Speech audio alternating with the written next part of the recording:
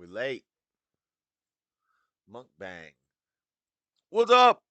I'm late. I'm late than a mug. I'm tired. I'm gonna have to go to work on not a lot of sleep. But we gotta do the show. We gotta have some easy mac here. The show must go on. You know? What are y'all talking about? Seaside, baby. Floor. Amanda Thomas. What's up, y'all? Where's my headphones? Where's my headphones? All right. What we got to talk about this week? What's chat talking about? Floor's talking about what she's gonna eat. Debating about what she's gonna eat. Doesn't sound like the most educational debate, but um, what do we got this week? Where's my notebook? We're gonna have a chill week. Not a whole lot of news. Um, it's Black History Month. We got a Black History Month celebration this month. Mansa Munsa. We'll talk about Mansa Munsa a little bit. A great black man in history. Devalued the value of gold because he bought so much stuff and gave away so much money. He was a charitable black man. Charitable black man in history. He gave away so much gold that he crippled the value of gold for the next 12 years. That's Mansa Munsa. St. Valentine's Day is coming up in 2 days. The true meaning of St. Valentine's Day, another Christian holiday that we've forgotten the meaning of and turned it into a capitalist day of sex and degeneracy. We got that. We got the Tucker Putin interview. My final thoughts about it. I watched it again last night. It's still boring, and we'll look at the five main highlights from the Telegram. Their main highlights. So hopefully, I don't get in trouble for sharing it because it's from the Telegram. The five main things from the Putin interview. The only part I liked is when he talked about the Nord Stream pipeline, saying the CIA did it. That was interesting. And then the very end, the last line he said was pretty deep. Um, we'll talk about that. Did that interview break the internet? Did it do the numbers it was expected to do? No. Nope. Nope. So look at that. Super Bowl thoughts. My thoughts on the Super Bowl this year. I watched the second half of it. I'll give you my thoughts on that. The whole Taylor Swift controversy. Is all sporting competition rigged? Is it all a distraction? Is it all bred in circuses? Or is it an important aspect of American culture and manhood, competition and sporting events that we can't lose to these damn woke idiots who are trying to take over everything? Hint, hint, it's option B. We're losing our competitions and our sports to these libtards. Okay, that's the plan for the show. Memes, reels, rapid fire, some random stories in the news for rapid fire, and then we will Taylor Swift style. At the end of the show, we're going to wrap up our philosophical and cosmological arguments for God with my favorite. Actually, throughout the last like 6 weeks that I've been doing this, I found some other new ones. I don't know if the fine tuning argument's my favorite anymore, but we're going to wrap it up with the last strongest argument for God's existence, the fine tuning argument of the universe, the fine tuning of the universe. We're going to use math. We're going to use math this week. We've done cosmology. We've done more. We've done, feelings. We've done history. We've done science. Now we're doing math. And by the end of the day today, you're going to have all the best ammunition for any time you run across a stupid atheist who likes to poke fun at God and make fun of God and talk crap about God. You'll meet them. They're out there. Trust me. And when you meet them, you can make them feel stupid for not actually thinking about it, not actually pondering these things and just, insulting people who believe in God because they're mad at God. That's what happens a lot. So, Easy Mac, done. What did they talk about? Yes, Evil Taylor Swift. ASMR. Floor doing ASMR? Nah. I don't want all those simps. I don't want all those simps. Listen to her breathing. Okay. I don't even have my articles open yet. I am tired. Let's see. Bookmarks and lists. Really don't have a whole lot. Really don't have a whole lot this week, but we can spend more time on the fine tuning argument because the last couple shows, I've felt rushed. By the time I get to the last segment, which I put the most time reading into and watching videos about stuff in the days leading up, but then I only have an hour left in the show and I have to rush through it. So let's see. Florida doesn't have the voice to do AMR anyway. Anyway, Florida doesn't have the voice to do ASMR anyways. Latinas, am I right? I don't know. I think Latina ASMR the would be great ASMR. All right, guys. First little story we got here.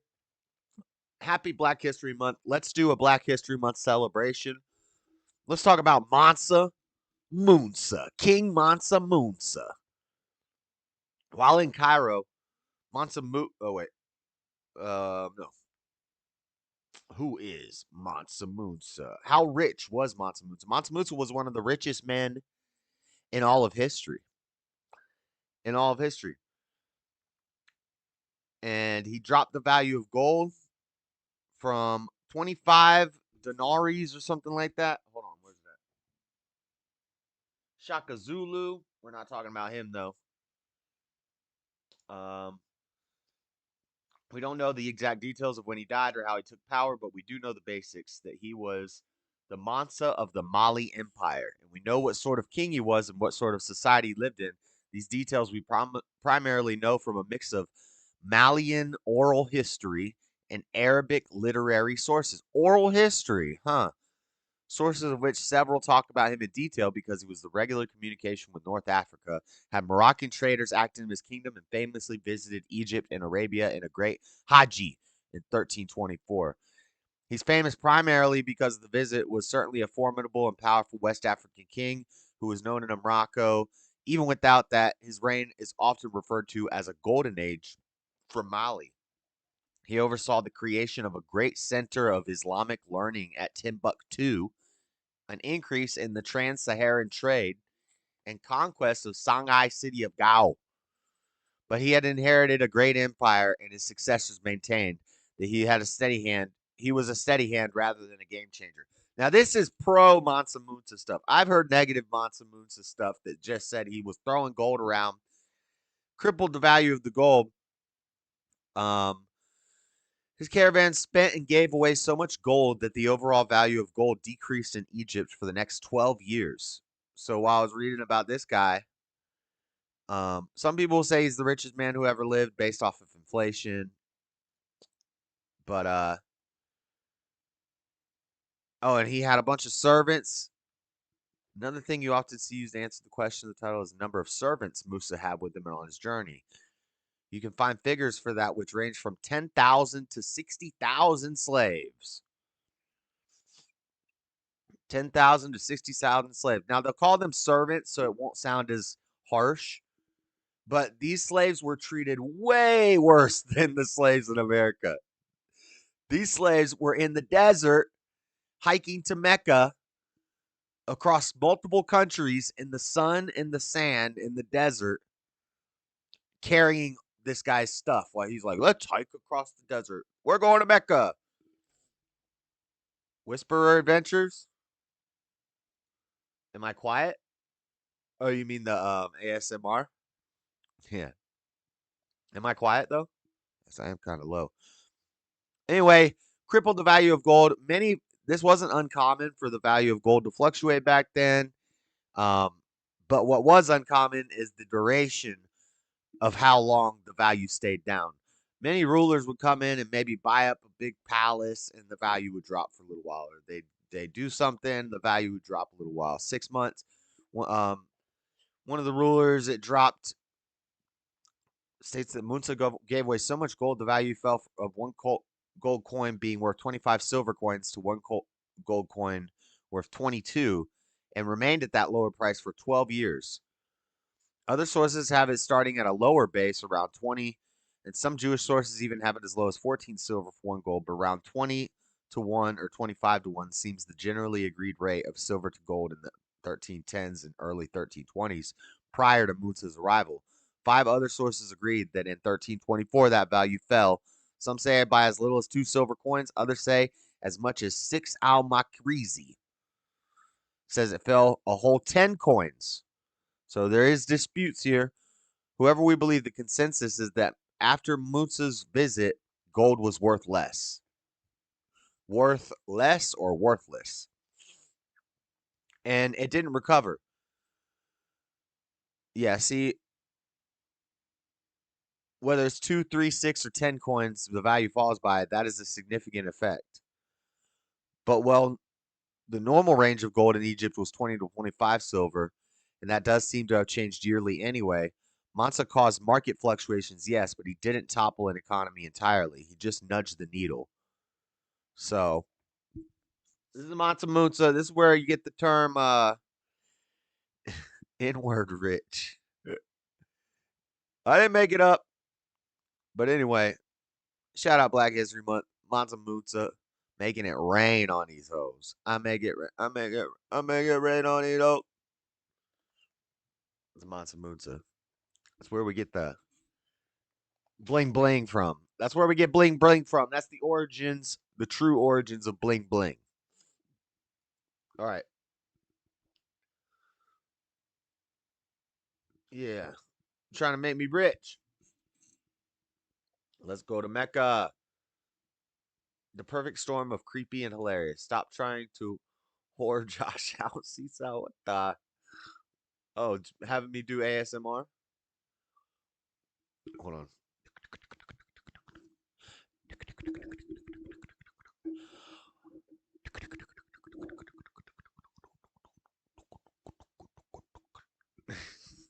Like that? Okay. Enough of that. Now, forget about Black History Month. Guys, Valentine's Day is coming up. I'm going to do some Valentine's Day ASMR for you.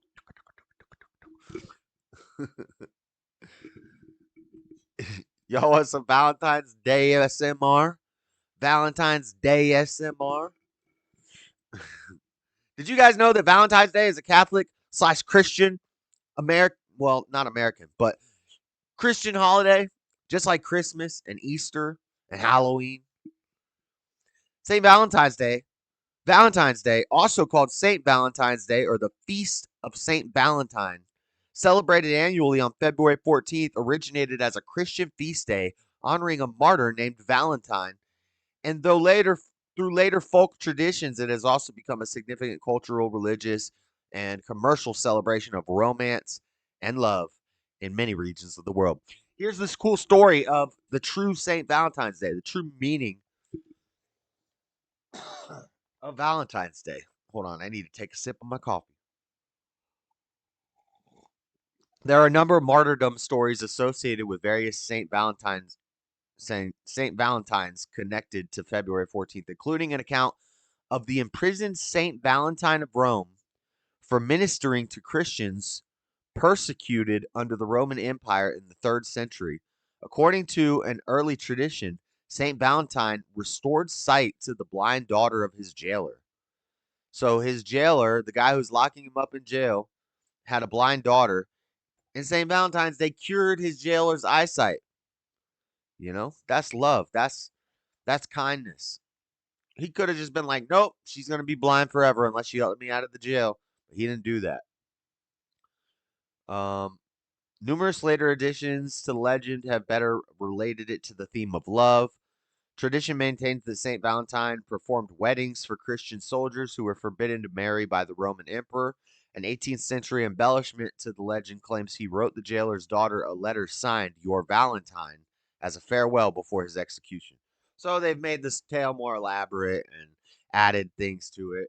But the origins of the story is that he cured the blind daughter of his jailer. Crazy. I think the first one happened in the 8th century. Galician Sacramentary recorded the celebration of the Feast of St. Valentine on February 14th. This is the 8th century. The day became associated with romantic love in the 14th and 15th centuries when notions of courtly love flourished, apparently by association with the lovebirds of early spring. In 18th century England, it grew into an occasion for couples to express their love for each other by presenting flowers, offering confectionery, and sending greeting cards known as Valentines. Valentine's Day symbols that are used today include heart-shaped outline, doves, and figure the word Cupid. Blah, blah, blah.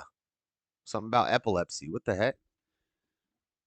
St. Valentine's keys are given to lovers as a romantic symbol and an invitation to unlock the giver's heart, as well as to children to ward off epilepsy, called St. Valentine's malady. St. Valentine's malady is a cure for epilepsy, apparently. Huh. I did not know that, Wikipedia.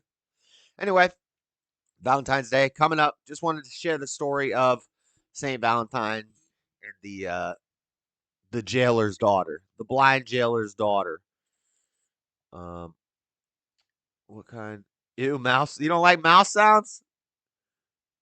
Show me them big tats. Epilepsy. Did I actually spell that right? Yes. You did spell it right. I need some nails. What do I need nails for? Oh, to do the ticking?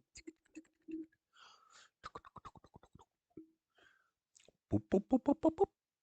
Boop, boop, boop, boop, boop, boop, boop. Okay, let's stop that. Stop it. I had two lovebirds. The chick took the male's head off. Not very loving birds.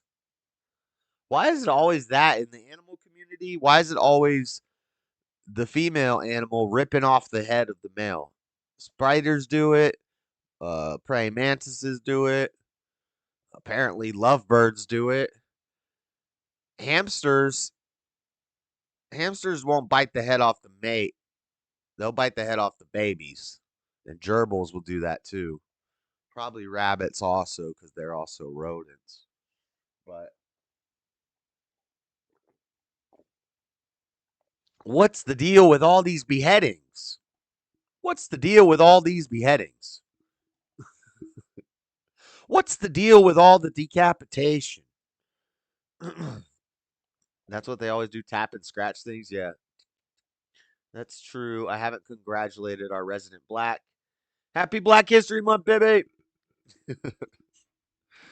I did the math. I'm actually 6% black, not 3. Uh-oh. Uh-oh. Uh-oh. All right. So it's Valentine's Day coming up 2 days. Shout out Valentine's Day. Um, should we do Super Bowl and then the Putin interview? No, let's do Putin interview then the Super Bowl. Let's so Putin had this huge interview, or Tucker had this huge interview with Putin. It was big news, big deal. Everybody was talking about it. They're talking about the EU is going to put him on a no-fly list. NATO's going to put him on a terrorist watch list. They're going to cancel him again. They're going to fire him from his job again.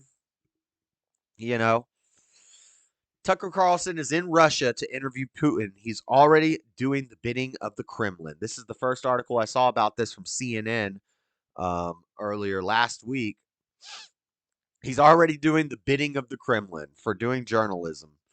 Tucker Carlson's interview with Vladimir Putin hasn't been posted online yet, but he is already doing the Russian authoritarian's bidding. In the video posted at X announcing the sit down Tuesday, the first interview Putin has granted with a Western media figure since his full scale invasion of Ukraine 2 years ago, Carlson predictably and dishonestly villainized the press. The right wing extremist, who has lauded autocrats in recent years, claimed English speaking outlets are corrupt and lie to their audience as they disseminate propaganda of the ugliest kind. Projection much? Uh, what's this called? Editorialization much? Opinionation much? Journalists, CNN journalists, editors note a version of this article first appeared in the Reliable Source newsletter. Oh, so it's not even. See, CNN doesn't even make their own original stuff. They just find small media outlets and they buy their stories. Just going back. Is going back up. Happy History Month, Mansa Munsa in the building. I'm late and black. Yeah.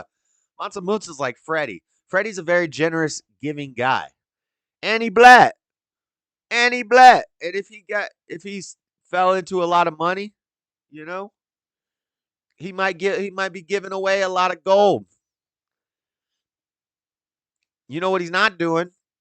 He's not driving around in an Escalade on 32s, spinners. That's what he's not doing. I don't know. Maybe Freddie, would you buy a why haven't you bought a dang Escalade yet? I know you got some money. I know you got that Uncle Sam money. Why have you not got some rims yet? What are you doing, bro? But no, Freddie is very giving, and Matsumutsu gave away a lot of his gold. So we're gonna call Freddie Matsumutsu, Matsumutsu, or what's a good one? Bibby's good at these, coming up with mixing two names together. Mansa Mansa Redrick Mansa Franza Frunza. Freddie is getting a Pharaoh King crown first. Right, yes. He needs a gold, diamond studded, rubies, sapphires, emeralds encrusted in that piece. He does have a grill. That's very Mansa Munsa like to have a grill. I'm sure Mansa Munsa had a gold grill as well. You know. Psych, don't believe Josh. Gas costs too much for a huge car. Mansa Munsa Sal. Mansa Munsal. Fred, what happened when they rear-ended you? How's the car? Oh yeah, he got rear-ended. He might be getting an Escalade now. He gonna get that insurance money. I could never be Dada. I could never be Dada. What? What the heck? Craig and Day Day of the chat. You're Craig. He's Day Day. All right. So Tucker interviews Putin. Um, they said there was going to be a lot of backlash. I already talked about that. Canceling him. No fly list, terrorist watch list, all sorts of things. Let's see what the BBC was saying in the lead up to this. Former Fox News Tucker Carlson has interviewed Russian President Vladimir Putin. I didn't red leather today. Red leather, red leather, red leather. In Moscow, the Kremlin says Carlson said earlier on X he wanted to do the interview because Americans have a right to know all they can about a war they are implicated in. Facts. It's Mr. Putin's first one-on-one interview with a Western journalist since the full-scale war in Ukraine started. The interview will be broadcast at 18 Eastern. This is from BBC, by the way. On Thursday, Carlson announced. He said it would air on his website, tuckercarlson.com. He had initially promised to upload the interview live and unedited to his X account. Elon Musk, who owns the platform, had promised not to suppress or block the interview. Kremlin spokesman, but it wasn't on X. It was on. It was behind a paywall, but then Tucker uploaded it to his YouTube like right away. It's on YouTube now for free, so that's good. I thought it was going to be completely behind a paywall, and I was going to have to find some bootlegged version, but Tucker put it on YouTube. I would guess that it's probably on X. Kremlin spokesman Dmitry Peskov said the meeting had been recorded on Tuesday. Ukraine's deputy defense minister Hannah Malier said the only interview that is safe in this situation is the interrogation in the Hague. In the Hague. What's the Hague? Is that, I'm guessing that's a jail or a prison? Let me see. What's the Hague? Hague. I know what the Hague is. The Hague is a city and municipality of the Netherlands, situated on the west coast. Has Gothic style intercourt complexity, Dutch Parliament. Also home to the UN's International Court of Justice, headquartered in the Peace Palace, and the International Criminal Court. Okay, so that's what they're saying. So the Hague is this city in the Netherlands where they do the International Criminal Court, and this person is saying the only safe interview with Putin is when it's an interrogation in the Hague. Her remark referred to an arrest warrant issued by the International Criminal Court (ICC) accusing Vladimir Putin of war crimes and the unlawful deportation of children from Ukraine to Russia. Tucker Carlson's visit to Moscow has been reported on voraciously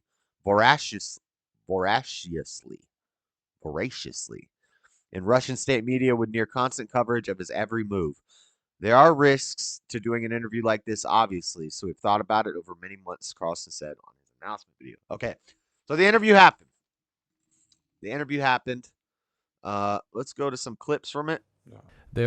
This is from the Telegraph YouTube channel, and for YouTube purposes, this is for news reporting purposes. We do not support the Kremlin or this dang terrorist Putin guy. This guy's a bad hombre. Okay.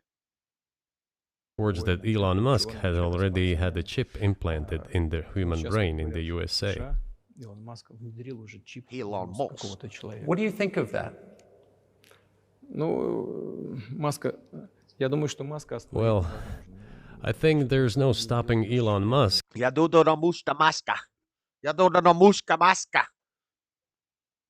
Hunting Lodge. Guess what I am having as dinner? A whole chicken. DJ on Paul says a whole chicken. Lord Baby says orange chicken. I'm gonna say something with beans. I would bet something with beans. Some frijoles. A little bit of frijoles. What's up, Independent Manny? I'm trying to get through traffic. Sorry if I'm distracted. Are you distracted in the traffic? Are you busy looking for your chapstick or following the chat quick? Why don't you take a back slip and just calm down with that? Traffic, looking for my chapstick. There's a Ford Maverick. Bean's gonna have floor farting. Okay, they talked about Elon Musk. They talked about the Neuralink. Of course, that's just crazy. I don't care who you are. Even to Putin, it's crazy to be putting chips in people's brains. He will do as he sees fit. Nevertheless, you need to find some common What you got? Some Chinese beans? Floor got some Chinese beans. What kind of beans are Chinese? ground with him. Search for ways to persuade him. I think he's a smart person. I truly believe he is. So you need to reach an agreement with him because this process needs to be formalized and subjected to certain rules. So basically, like what Putin just said is, I don't even mess with Elon. Elon is rich and powerful and crazy. I don't even mess with Elon. We're going to have to figure out a deal. We're going to have to work out a deal with Elon. Anybody else, he's like, you try to put chips in my people's brains? We will wipe you out with the nukes, the fake nukes. We have fake nukes, America. You know we have fake nukes. We know you have fake nukes. Everybody have the fake nukes.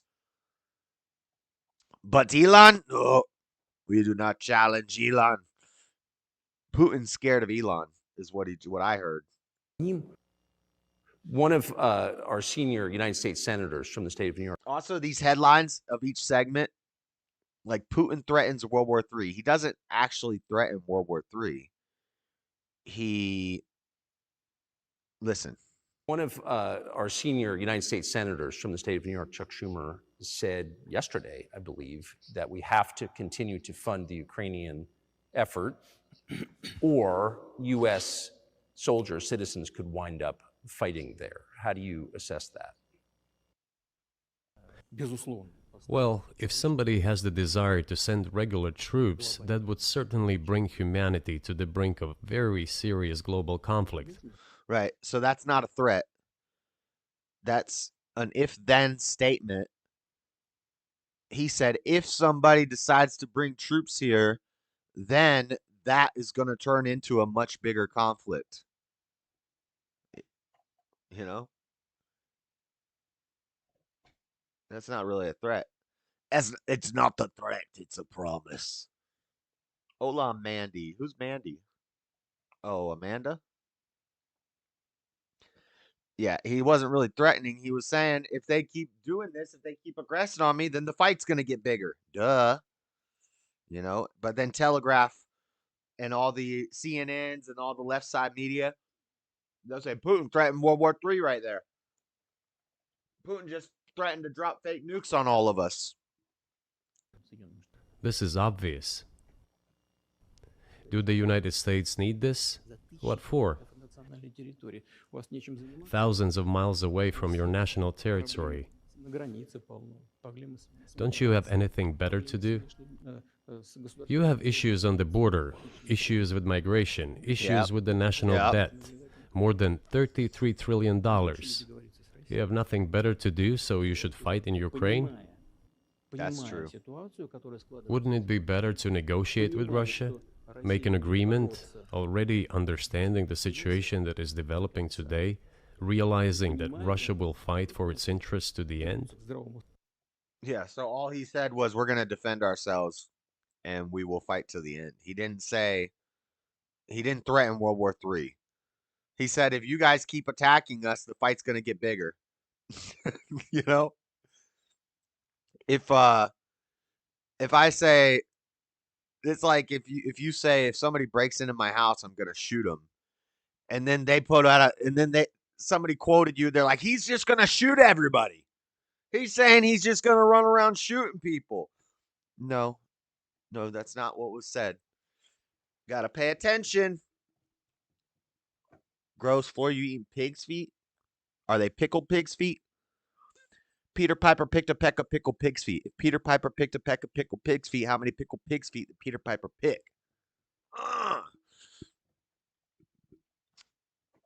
Wahahaha, no. She's so elaborate in her text. I ate some last week. No beans and no cookies. Okay. What's he saying next? So I just want to make sure I'm not misunderstanding what you're saying. I don't think that I am. I think you're Boris saying Johnson. you want a negotiated settlement to what's happening in Ukraine. Правильно. Но мы Right. уже добились этого. And we made it. We prepared a huge document. Flora, this voice that we're hearing is definitely not live. You're crazy.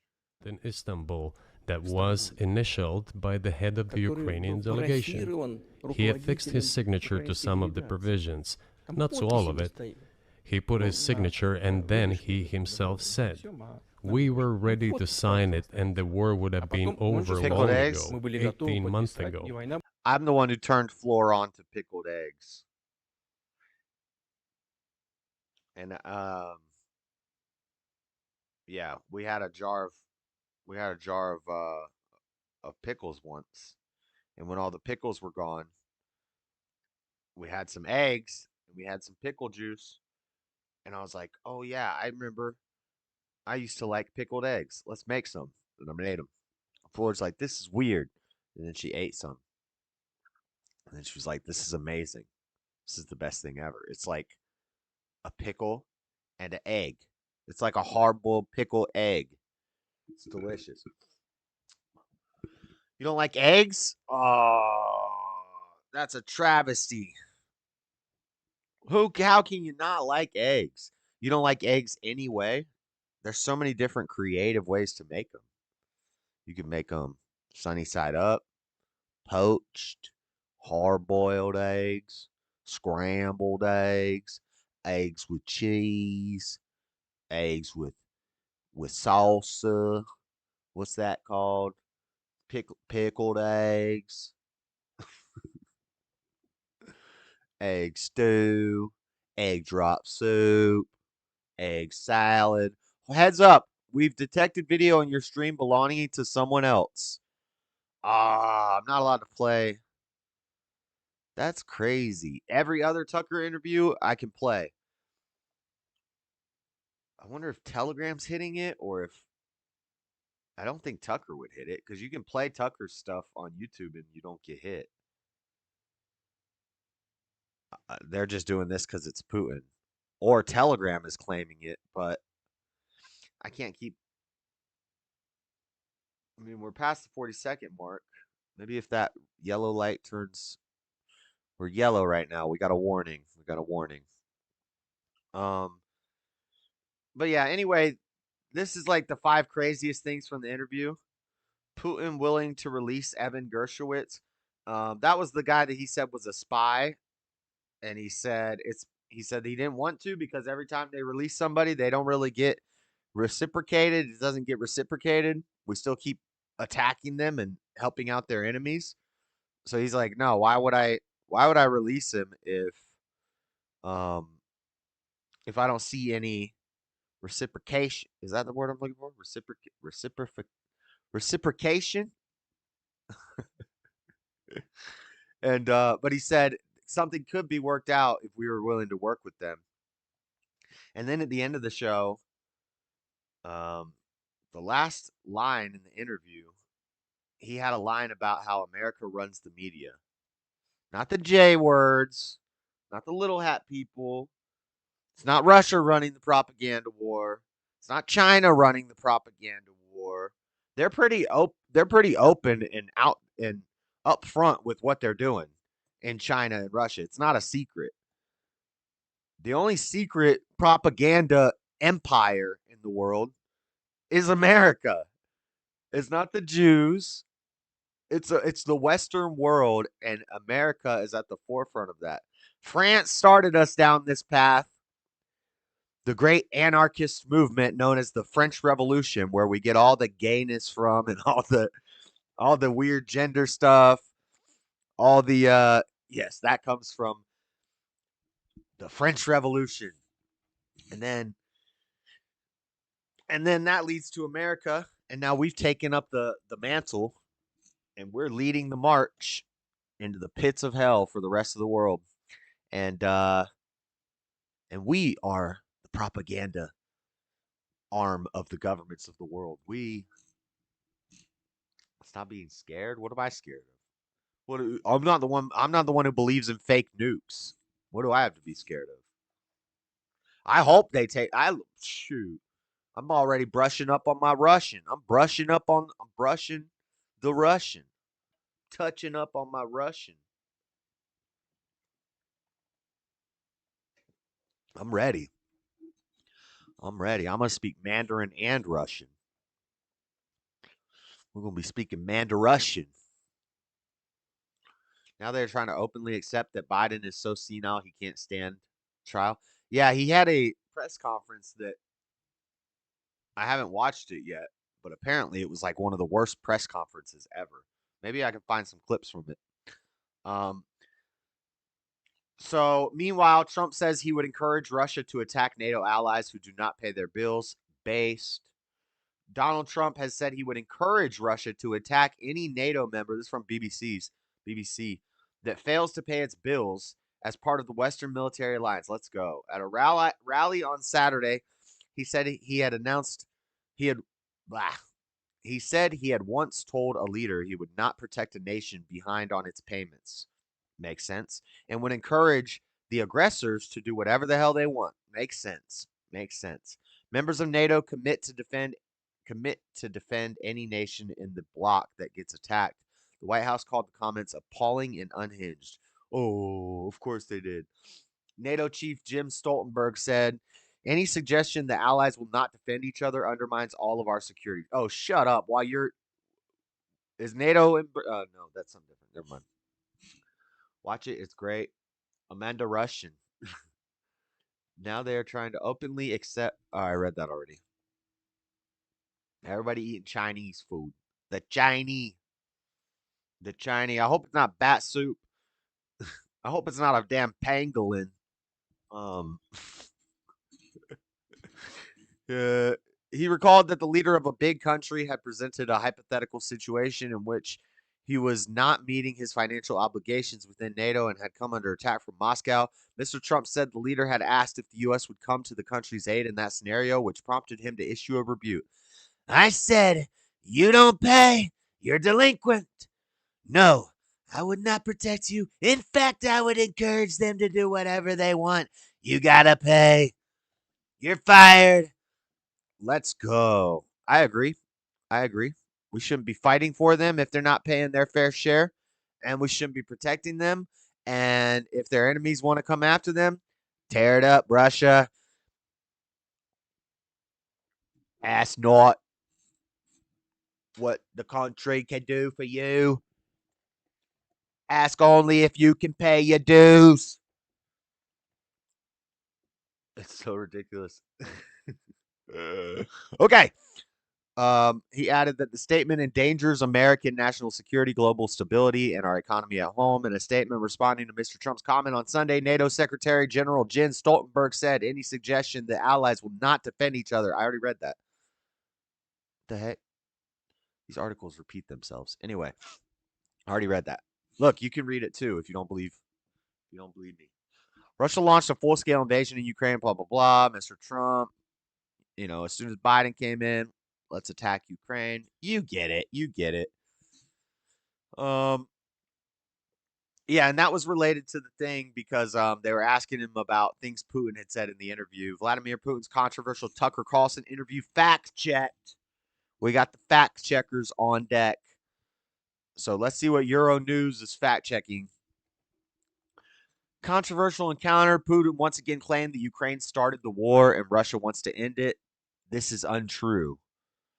Of course, the media is going to, you can't even tell. You don't know is Putin telling the truth? Is Zelensky telling the truth? Are the fact checkers telling the truth? Is America News telling the truth? There's no way to know. There's no way to know. This whole war could be wag the dog, if you know what I'm saying.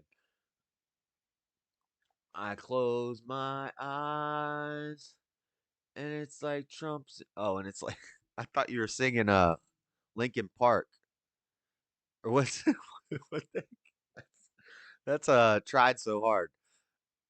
What's I close my. What am I thinking of? I'm thinking of a song that says "Close my eyes." Only for a moment, and the moment's gone. All we are is dust in the wind. That's the song. Okay. Um, I don't know. What time is it? 5:50. I don't really care about Putin. We also talked a lot about this interview already throughout the other streams. It wasn't just Putin making false claims. Tucker was making false claims. So in the first 30 minutes or so of the interview, Putin presented an argument denying Ukraine's statehood and claiming that it's a historical part of Russia. It's a fact that Ukraine is a sovereign state recognized by UN members, including Russia itself. Ukraine's centuries-long history is an established fact. Fact. Putin also said that the conflict is necessary for what he called denazify Ukraine, protect Russian speakers, and the Ukrainians still consider themselves Russia, which is false. Yeah, but who are we asking? Who are we talking to about it? Because there are a lot of people in Ukraine who still speak Russian, consider themselves Russian, and they don't like that this war is happening because they got family in Russia who they can't go see anymore. All because a puppet actor was installed into a government in Ukraine. And now the Western world is we got to get our fingers in everything. We got to reach into every country. We got to start a war with everybody.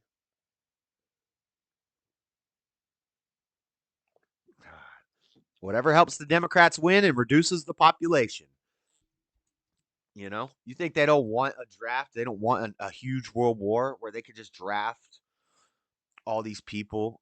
Hopefully, some nukes go flying so that they can reach their 300,000 population number by 2034. It was supposed to be 2030, but it got delayed by 4 years because of Donald Trump. So now it's Agenda 2034. They had to they had to they had to move it back. They had to reschedule the agenda because Trump came along. But don't worry, the fake nuke war is coming. The fake nukes are coming, guys. Don't worry. Money laundry. Money laundry? Money laundry. Yes, dust in the wind. I'm not drunk already. I've had 2 sips of beer. What else? Tucker stuff good? Are we good on the Tucker stuff? Do we want to fact check Tucker? Do we want to fact check Putin? It's not even really fact checking them because honestly, y'all know I'm not a huge geopolitics guy. Like, I I'm still trying to learn about America. I don't know all about the histories of these nations and these borders and the the the turmoil in the Middle East and all the geopolitical stuff behind all that. I'm not. I'm just giving you the icing on the cake. You're gonna have to dig deeper in your own time because even these fact checks, I don't trust these fact checks. And if I was gonna do the research, you know, all your research gonna be biased. So I don't even know. I don't know. I just think it's a mess. I know that much. I know it's a mess. Weapons are a great way to do money laundry. You know the word is not money laundry, Floor. Somebody help her out. Somebody write the word in chat for Floor that she's looking for. She doesn't speak English. English is her second language. You got to bear with her. Do we have anything else? Newsweek. Putin bristles at Tucker Carlson's suggestion he's paranoid. Yeah, that's when I think Tucker said something about paranoia, and Putin's like, "No, you're paranoid. I'm not paranoid. You're paranoid." They both. Well, Tucker believes in nukes, so Tucker might be paranoid. Putin pretends like he believes in nukes, but Putin's in on the lie that they're not real. I'm here for the Echo Chronicles. When does it start? What do you mean? Somebody tell her what I'm talking about. That's not. It's laundering. It's not money laundry, Floor. It's money laundering. Laundering is different than doing the laundry. They're kind of similar words. They both mean washing, I think, cleaning dirty stuff. And I guess you could launder laundry. And I guess you could laundry money if it got dirty. You could take your money to the laundromat and do the laundromat. But anyway, enough Putin Tucker stuff. Super Bowl, it was a mess, man. And I'm kind of pissed because, TikTok started this bread and circuses meme, and everybody talks about bread and circuses, and then they go and have a Super Bowl like this, where it feels planned. It feels like the whole season was planned. When you got the Pfizer spokesman, and then you got the girl who's the biggest Biden spokesman, both TikTok stars, TikTok celebrities, and you get them to the arena for the Super Bowl. And, he was a skater boy. He said, "See you later, boy."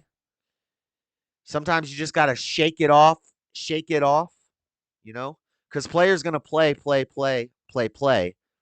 And haters going to hate. I think what it comes down to is, and I didn't like that. I didn't like that bread and circuses meme. When all the conservatives at like the same time, it must have been TikTok, but they all started saying, Rome did bread and circuses before Rome got destroyed to distract the people. What are you talking about? No, they didn't. Anyway, they didn't have. I don't. No, that's not what happened. They had coliseums when they were doing amazingly. They still had coliseums. There's always been combat sports, coliseums, arenas. Competition is very important for men. Men need competition, otherwise we kill each other. So it's not bread and peanuts. These are important things in a society. Entertainment, because sometimes if you're just living a menial life where you just go to work for 10 hours a day, 5, 6 days a week, and that's all you do. That's all you have time to do because you get home and you're tired. That's all you have time to do. You don't have time to do anything interesting. You just work to get your food and pay your rent, and you just live life as an ant. It's very boring, and it can drive people crazy really quick. And crazy people do irrational things. So what do? You give them the peanuts and the food and entertainment. Man, what a horrible government that gives us food and entertainment. What are you No, we need that. We need entertainment. We need competition. We need arenas. We need sports. But when the sports are corrupted by damn Disney, it pisses me off because I watched the game and it was very close. It was too close. It was almost too close. And I had the Niners. Freddie had the Niners. But of course, Taylor Swift's in the audience. They're going to win. Should have just bet on them earlier in the year. You know, as soon as this Kelsey dude started dating, uh, this Swift girl, that's when I never even knew. Don't hate on Blat Excellence. You did bread and circuses, Rome. I like bread and I like circuses. Not as much circuses. I'd rather go to like a Monster Jam or something, or a UFC fight, or a football game. Circus, not so much. Not a fan of acrobats. Not a fan of acrobats. Not a huge fan of you know creatures doing tricks in cages. Elephants on a ball. A lion. Now, if the lion eats the guy, that was a circus I would like to go to. That would have been crazy to be at what was the name? The dude got eaten by the dang tiger. Um Sigmund Freud, Sigmund and Freud. I'm getting Sigmund Freud mixed up with Sigmund and Roy. Who are those two gay lion tamers? Didn't they both get eaten or something? Or at least one of them did. That would have been a circus that would have been an entertaining um, circus event. But my point is, Rome, the bread and circus Rome thing, they were using bread and circus to distract us or whatever. That's nonsense. Um, yeah, that's nonsense. But nowadays, it's true. It wasn't true back then. That wasn't a distraction so that they could conquer Rome or something. That was actually when Rome was at its peak. The biggest spectacle was the dang Colosseum, and that building still stands to this day. That's one of the that was not just some distraction. That was like what the whole civilization was built on, was those damn Colosseums and fighting slaves. Um, but nowadays, that that bread and peanuts thing, now it applies because now the sports, I don't know if they're real. If Disney takes over the UFC, I don't know if it's real. I don't know if this Super Bowl was real. I will say the Usher halftime show was awesome. Y'all can make fun of me if you want. You can roast me if you want, but all I got to say is it's 7 o'clock on the dot. I'm in my drop top, cruising the street. Yeah, yeah. Oh man, I was feeling that halftime show. I was jumping up around the house like this. Ah. When Usher walks, bro, when Usher walks, yo, he walks so smooth. I would just want to walk like that. I want to go to work and just walk around all night. Sorry, all y'all can see is my crotch, but when I stand up. Well, you know how like every step he takes, it's like, and then Alicia Keys comes out. And he's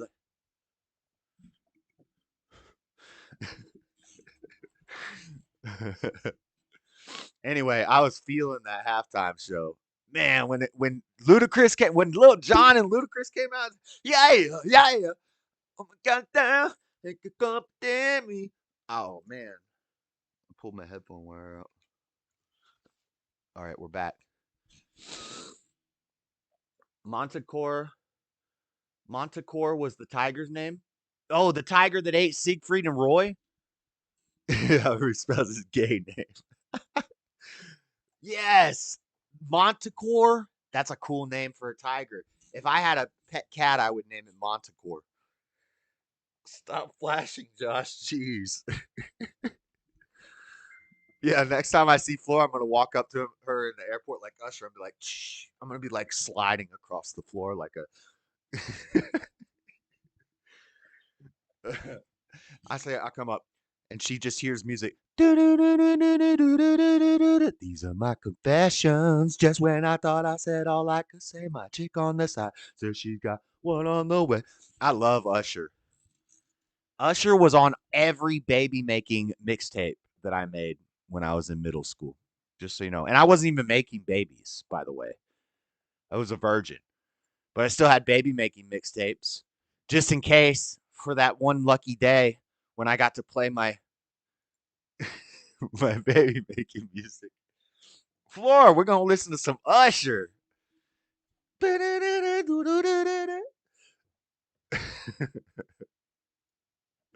Anyway, so it was a great halftime show. I liked the halftime show. I think Usher did great. Everybody popped in. Lil Jon was there. Ludacris killed it. I think Jermaine Dupri. Don't leave girl around me. True for real. Ask for real. Bum bum bum bum bum bum bum bum bum bum bum. Situations will arise in your life, but you gotta be smart about it. And damn. Ooh, I gotta stop. Okay, we're gonna get copyright because I'm just about to break it down, Usher style. You know, my my freaking voice is gonna match up with the beat of the tune of the music so well that I'm gonna get copyright strike. Halftime was a mess. You think halftime was a mess? I think it was one of the best halftime shows I've ever seen. That's what I'm talking about right now. I figured some people might disagree with this. I figured probably a lot of y'all probably didn't watch the Super Bowl at all, and I understand. I I only watch it because it's something people talk about, so it gives me something to talk about. But yeah, the commercials are whack nowadays. The commercials aren't good anymore. Let's watch this video, best and worst Super Bowl ads, because I only saw half of the game. Um,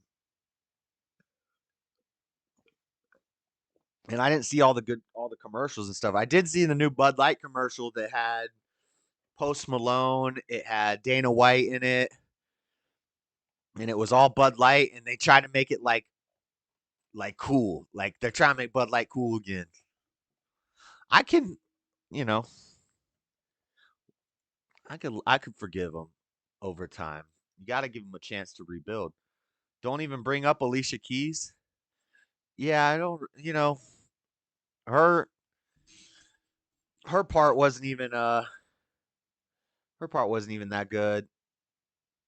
You were left underwhelmed by the performance. I don't know. It was nostalgic. I liked it because it was nostalgic. I was bumping some Usher in middle school.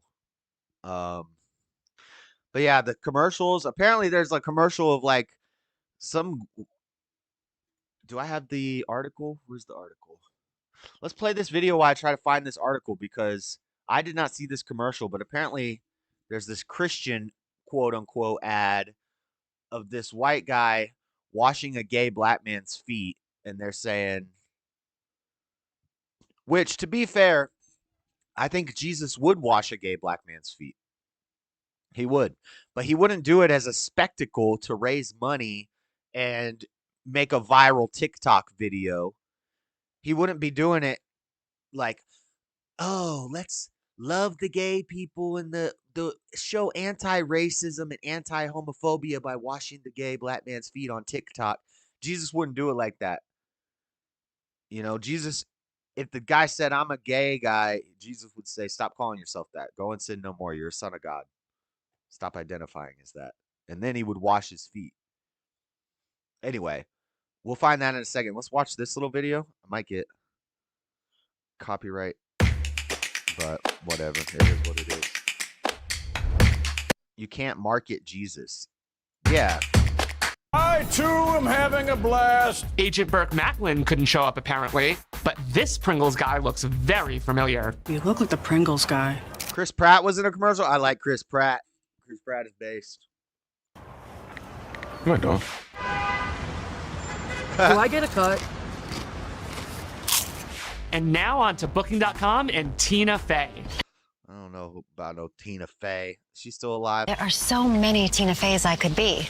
So I hired body doubles to... I did see this commercial on YouTube. See, now the Super Bowl commercials aren't even a surprise anymore. It used to be a big deal and very expensive to get a Super Bowl commercial. I think it still is. But have you guys noticed that in the lead up to the Super Bowl, you'll see the Super Bowl ads on YouTube? You'll just see... I've seen this ad on YouTube before I ever saw it on the Super Bowl. So, Usher ain't Michael Jackson. He's pretty close. He's pretty close. Honestly, I would take... Ooh, that's a tough one. If I had to be on an island for the rest of my life and I could only have Usher's discography or Michael Jackson's discography, I'm taking Usher's. Ooh, I said it. I said it. I said it. Some people will be like, I'll just take the Thriller album and that will be better than the whole Usher discography. I would disagree, but Thriller is a great album. But I'm going to get more variety out of Usher. On word, Josh. Thriller.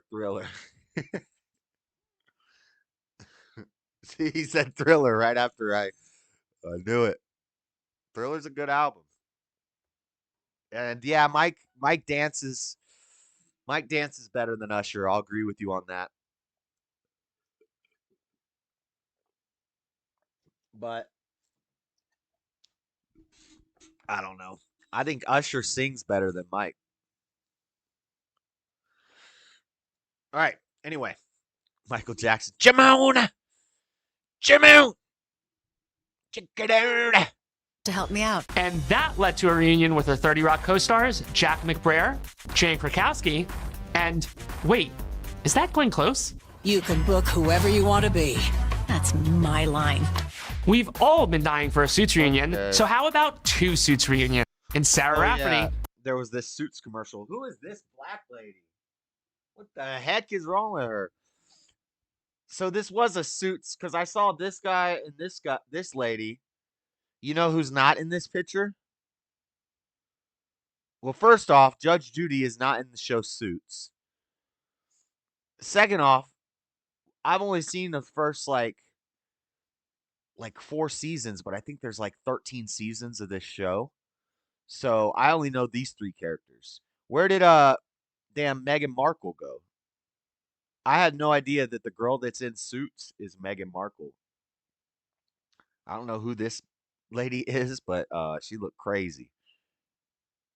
Crossover with Jury Duty and Judge Judy for Elf Cosmetics over-the-top A smooth criminal. legal parody, Judge Beauty. I find you guilty of reckless spending and sentence you to $14 glowy skin. Oh yeah, makeup commercial, whatever. Lame. Let's see. Aquaman was in a commercial. Zach Braff and Don. Oh, these are the guys from Scrubs.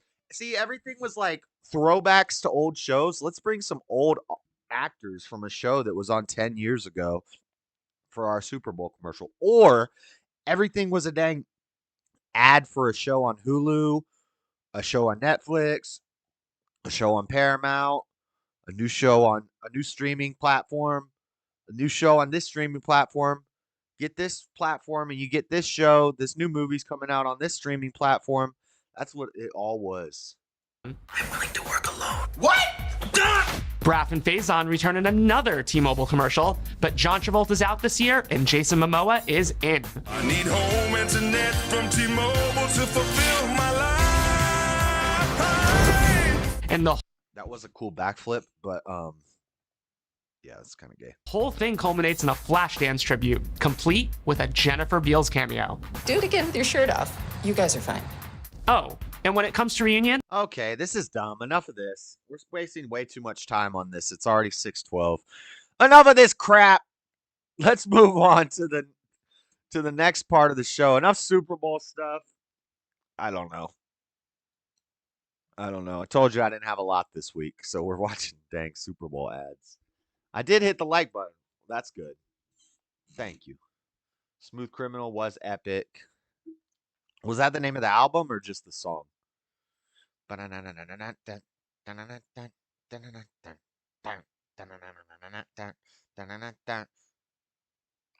It's like the music show. I keep singing and breaking into song. You know what time it is. Hold on. Let me open the folder. We're going to go through these quick. I need to turn my heat down. Hold on 1 second. Y'all know what time it is. True player for real. Ask my ninja for real. Don't leave your girl around me. True player for real. Situations will arise in our lives, but you gotta be smart about it.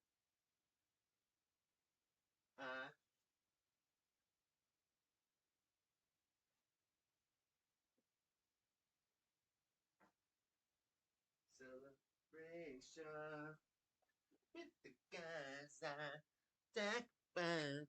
Ooh, you gotta do smart about it. Meanwhile, you're my girl. Just don't say it. You don't have to call. It's okay, girl. Cause I'ma be alright tonight. Okay, I'm stopping. I'll stop. I promise. I got Usher stuck in my head. Oh, you can hear me in the background? Dang it.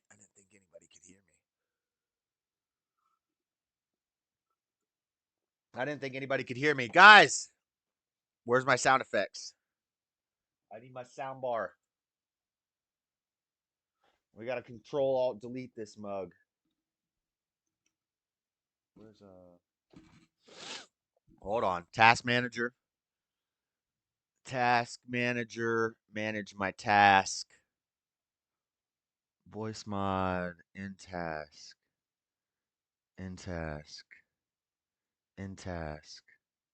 Okay.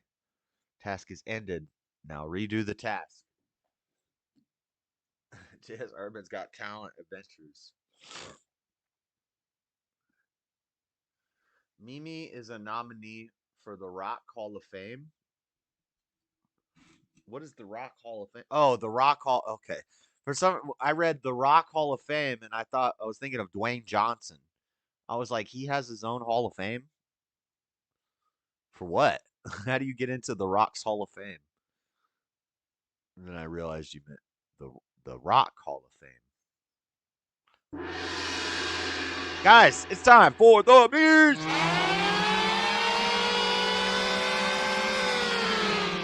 It's meme time. Oh yeah, this is loosey goosey adventure today. I woke up and took the dog for a walk and started streaming. So I gotta work 9 hours tonight. We're going on only 4 or 5 hours of sleep. It's gonna suck because I need my sleep. I know some people can operate with just like 4 hours of sleep every night. Not me.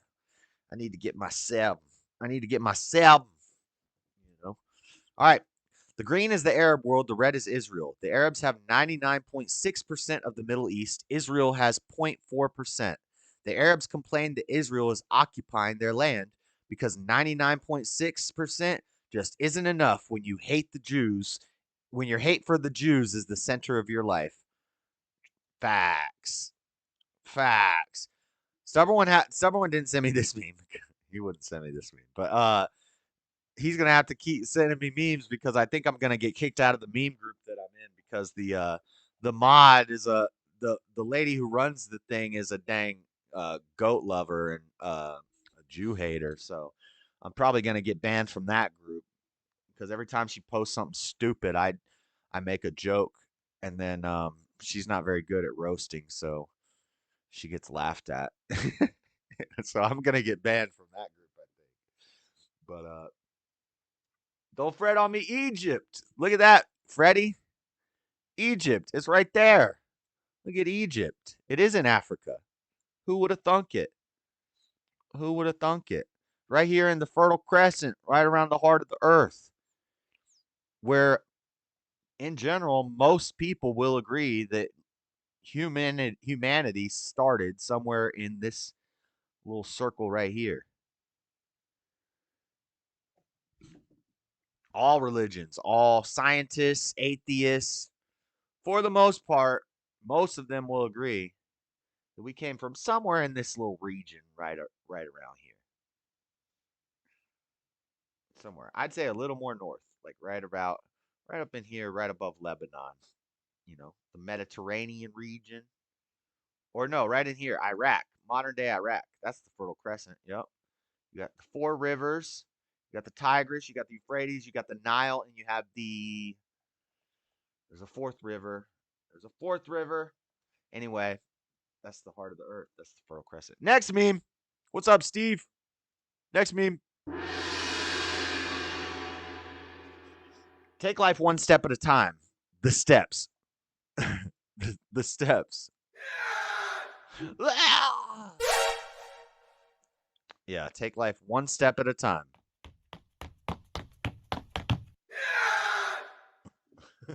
Okay. Next. Roses are red, Mercury's in thermometers. Invincible moose, next 5 kilometers. What? What does that even mean? Roses are red, Mercury's in thermometers, invincible moose, next 5 kilometers.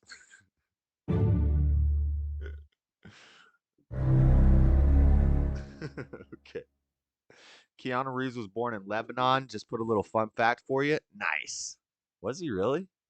Huh. That's crazy. Me too. I'm on 2 hours of sleep. I know. I hate, you still got to do it. You still got to get it done, but I hate those days. I love my bed. I love sleeping.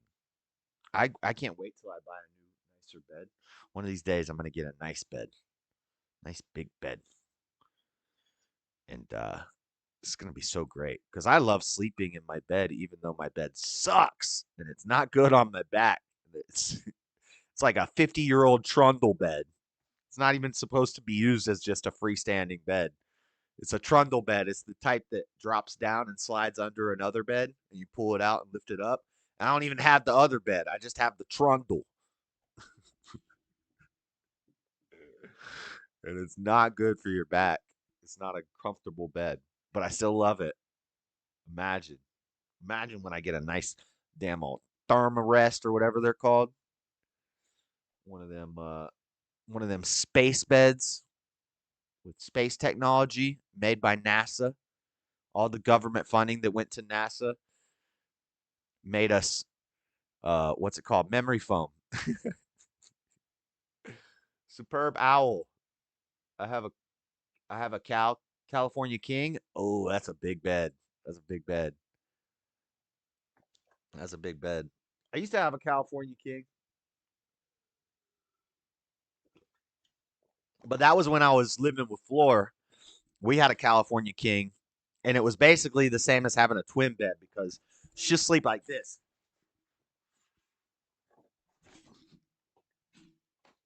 This is how Floor sleeps on the bed.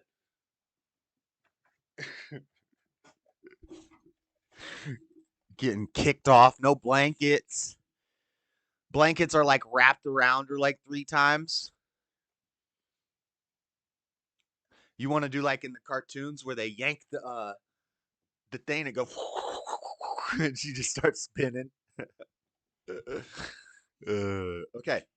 Roses are red, Mercury's in thermometers, invincible moose next 5 kilometers. Next. 2020. Okay, I read this, guys, and I was like, well, this is interesting. 2020, leap year. Chiefs versus 49ers in the Super Bowl. Trump versus Biden election. 2024, leap year. Chiefs versus 49ers Super Bowl. Trump versus Biden election. That's crazy. Crazy coincidences. All this is crazy coincidence, except for one part. The leap year part. The leap year part should not even be on here. Because every presidential election is held on a leap year. Fun fact, but when I read this, I was like, wait, leap years happen every 4 years. If this election was on a leap year, then that means all elections were on leap years. Turns out, yes, all elections are on leap years. So they could have just left that out of this meme because it's like a no-duh thing. Anyway, it is interesting. The same, if this meme is correct, I don't follow sports enough, but same teams in the Super Bowl as the what's it called? Same election, same Super Bowl. Anyway, next. Noise canceling toilet. Noise canceling toilet. What the? Hold on, where's the sound effect? Noise canceling toilet. Can't hear anybody scream. It's a Bose toilet. That thing would be awesome. I would definitely be sitting down on that. Looks comfy. Next. Get it? You guys get it? You guys get this? Do I need to say the joke? I wonder if we're going to know who won the election on election night instead of having to wait several months this year. I don't know. I'm going to take a day off of work on election day so that I can do like a 24-hour stream because, yeah, I'm going to have to. If I want to stream the election, it's not going to end. I'm probably going to be doing a 3-month stream. I can't wait for a new bed. Ours hurts my back like I slept on a rock. They hated me on a personal level. Ours hurts my back like I slept on a rock that hated me on a personal level. Oh, you're getting a new bed? Nice. Happy January 43rd. We're skipping Black History Month. That's true. All right. You get it, guys? Beats by Dre. Beats by Dre. That's the joke. That's the joke. It's Beats by Dre. If you haven't figured it out by now, you're not going to figure it out. Next. Look at this hammer. Looks like a little guy with a baseball bat. Did you ever notice that? Crazy. I don't know what the point of this meme is, but it is interesting. Okay. Next. Fun fact. Nobody knows for certain what kind of dog Cerberus is supposed to be. Cerberus could be a dang miniature dachshund Cerberus. Yo, if you come across a miniature dachshund Cerberus, those are nippy little dogs. That thing will bite your nose. That is true. Not all of them. Not all, but most. But 1 in 3 is a nipper. So if you have a dachshund Cerberus, you're pretty much guaranteed that one of those heads will nip at your face. Just saying. Next. Boy George sings. Do you guys get it? Here, take your time. Take your time. Do I have like a timer? I need like a timer sound effect.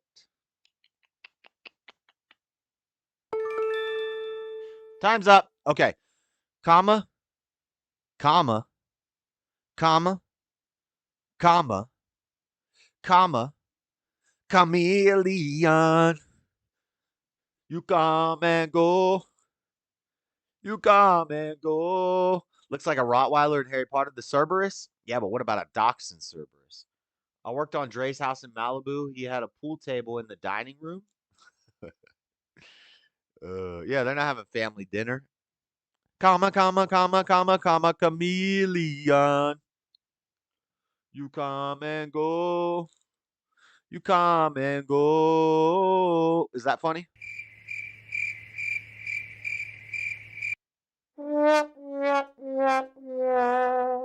Bad joke. Okay. Bad joke. Karma chameleon. Okay, next. I'm glad somebody liked it. From Jim Bob. Libertarianism. As long as you don't hurt someone or take their stuff. Here's Satan. Satan saying, oh, as long as you don't hurt someone or take their stuff, it's all going to be fine. So true. So true. Okay, next. Thank you for calling AT&T. My name is Habib Osama Oman Patel. Thank you for calling AT&T. My name is Habib Osama Oman Patel. How may I misunderstand you and piss you off today? That's what happens every time I call one of those things. I can't stand it. I can't stand it. How come I never call service and get a cute sounding Guatemalan girl on the phone? I only get hello. What are you doing today? We will help you on your journey to the call center. We will start by pressing number 1. Would you like me to press number 1 for you? Oh, the JS Urban Adventures going up. Okay. I didn't know Boy George was in Culture Club till right now. Culture Club. I don't know what that means. All right, next. My mom says you're being indoctrinated, says the Disney princess, who's probably a little boy. This is actually probably a little boy wearing full Disney princess stuff, the makeup, the blush, little boy with a wig on. My mom says you're being indoctrinated because she came to school with a Bible. Sounds about right. Watch out for those Disney princess types. It won't end well for you. Next. That's also made by Jim Bob. He makes some funny memes. Waffles are just pancakes with abs.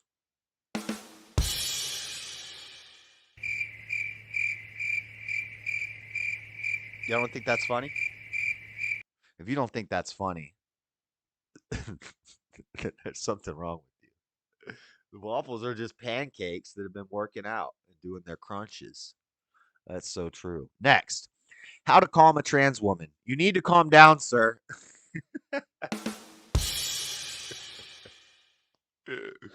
Get it? Because women, what annoys them the most is if you tell them to calm down. And trans people, what annoys them the most is getting misgendered. So you combine both of them.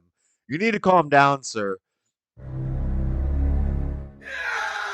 You're about to get shot up. You're about to get shot up like Joel Osteen's church, or okay, I need to stop. Or that school in was it Nashville? Anyway, next. That was horrible. That was horrible. We'll look at that in breaking news, the Joel Osteen thing, the church thing. It's ma'am. Calm down, ma'am. You need to calm down, ma'am.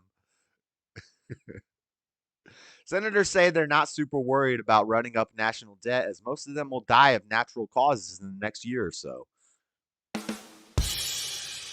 Yep. Yeah, they're all zombies, so they don't care about destroying our lives. They're going to be dead in 5 years. Tops. Next. To avoid being hurt by sharks, marine iguanas can stop their own hearts. But what is even more amazing is the FBI still hasn't charged a single person from the FC Maxwell client list.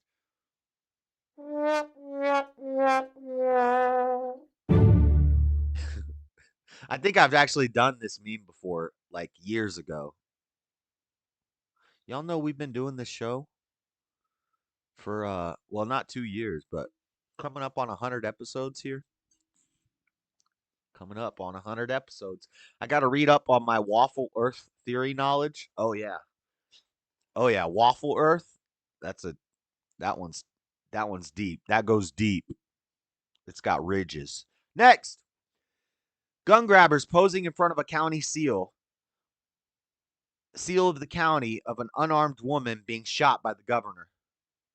Gun grabbers posing in front of a county seal of an unarmed woman being shot by the government. Wow. Is that really what it is? So the county, there must have been some woman that got shot by the government. So then the county officials were like, we're going to stand by our Second Amendment around here back in 1857, it looks like, or 51. And then in 2024, in front of that same county seal, the dang old gun grabbers infiltrated. Uh-oh. Well, let's see. FAFO, right? FAFO. All right. Happy Mickey Mouse Public Domain Day. The Vegas shooting videos have a rate of fire that is not consistent with the rifles found with Steve. Oh, yeah. Dang, that's a story, too. I didn't even realize this meme was referencing that. Mickey Mouse is public domain now. So I can, you can use Mickey Mouse in art and stuff and not get any copyright claims. We could make a Mickey Mouse parody now. We could make everything Mickey Mouse. I could wear Mickey Mouse ears, and I don't have to worry about a copyright. So here's Mickey Mouse, public domain, telling us the Vegas shooting videos have a rate of fire that is not consistent with the rifles found with Stephen Paddock. Huh. Why is Mickey telling us a conspiracy theory about a false flag shooting in Vegas? What the heck are you talking about, Mickey? Okay. Next. Good razor wire. Good razor wire is the razor wire that they put around the Capitol. To keep didn't they put the razor wire around to keep BLM out? There wasn't any razor wire there when the Patriots showed up, huh? The razor wire was to keep BLM out. Good razor wire. Bad razor wire. Next. Oh, this is Rick and Morty. He's looking at it. He's crying. He turns it around. 2019 ammo prices. Make ammo cheap again. Make ammo cheap again. All right. Next. We're almost done. We don't have too many memes. Journalism. There's Barbara Walters with Putin. Journalism. There's who is that? Is that Walter Cronkite? I'm Walter Cronkite. I'm Walter Cronkite. Let's see. Journalism. Who's this? Dick Gregory. I don't even know who Dick Gregory is. That's a funny name. And then Tucker goes and sees Putin. It's treason. All of a sudden, it's treason. Treason.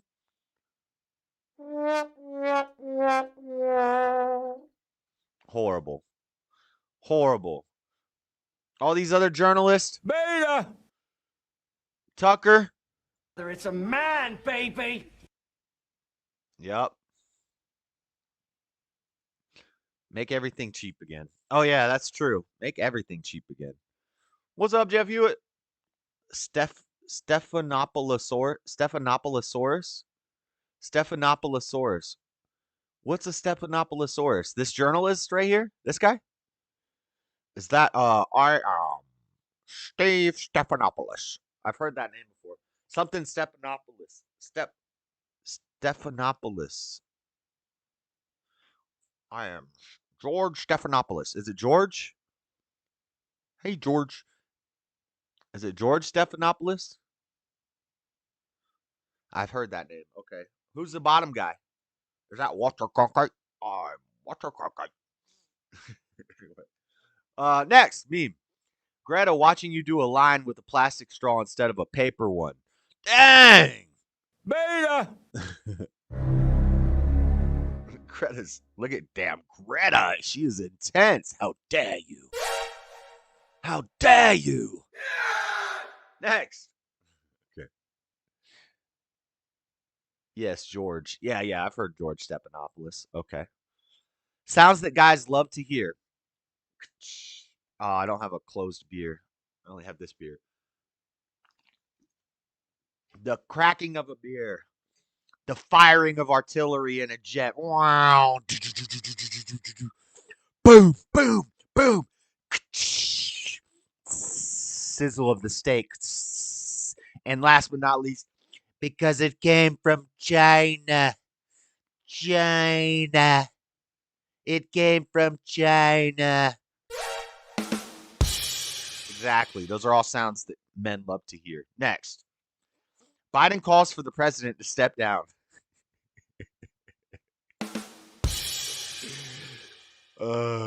This one actually took me a second to figure out because I read it and I was like, Biden calls for president to step down. And I was like, what?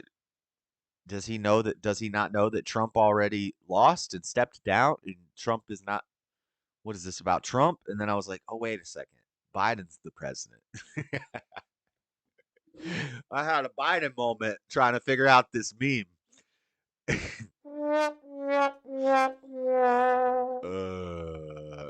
Biden calls for president to step down. China.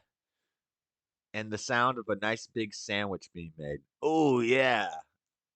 Yeah. ASMR sandwich making.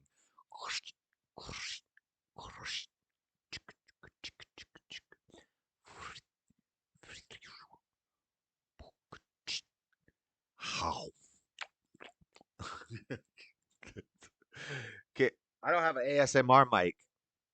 You know they make special mics for ASMR, and these girls pay like all this money for this weird mic that they like put their mouth on.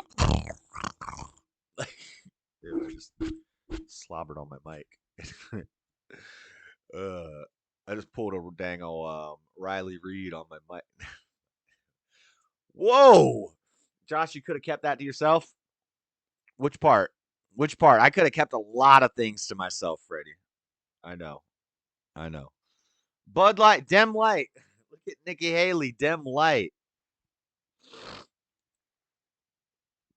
Dim light. Oh my God, I gotta go faster. I gotta go way faster. Miss Independent, I just want a boyfriend that will be giving me 70% of his daily income. But your Twitter name is Miss Independent. I just want a boyfriend that will giving me 70% of his daily income. Didn't I just say I made the joke the other day that women only make 70% of what men make on the dollar.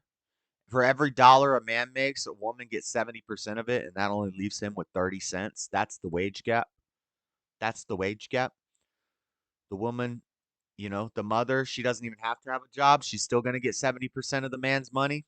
If she gets married and has children or raises the children, that's the 70% that women make on every dollar that a man makes. Yeah. People misunderstand the wage gap. They think that it means that women make 30% or less than men, when in reality, what it means is that women make 70% of every dollar a man makes. So the man only gets 30%. That's the wage gap. Anyway, next. Who's going to win the 2024 election? The government. Sounds about right. Next. Who can name the 3 branches of the government? Corporations, pedophiles, the media. What the heck? Oh, no. Beta! Oh, man. Ever since we had murderers in the White House. Murderers. Yeah. Oh, Clinton, he murdered a guy. What contradiction would look like if a person... The part you had a hard time figuring out, the Joe Biden meme. I know Steve. I follow Steve already. Steve Harlow, if you're still here, check out Rika. I dropped a link. Mess. Hey, look at that. Freddie. See, Freddie? See, people have come around. People have come around. In the beginning, Freddie created the mess and the nonsense. And the nonsense was formless and void. And darkness was over the mess. But then Josh said, "Let there be light." And Freddie saw the light, and he saw that the light was good. This is blasphemy. I need to stop. It's for comedy purposes. I do not mean to be blasphemous. It's just a joke. I saw a meme that says, Dems warn if Trump is elected. See, people are coming around, Freddie. Lord Spice even shouting out your channel, even though I know he doesn't like it. Lord Spike be watching your channel be like, Beta! Yeah. Was it Bud Light? Okay, 3 branches of governments, corporations, PDF files, the media. Kids are wrong. Melissa. This is Melissa right here. This is Melissa. More like, I don't know. This is Melissa. More like Melvin. Don't get used to it. This site is 90% bigotry. And then Commodore Amigo says, I can understand how you'd feel that way when you look like both a truck driver and the prostitute he just murdered simultaneously. Got him. It's a man, baby. Beta! Next. And that's it for the memes.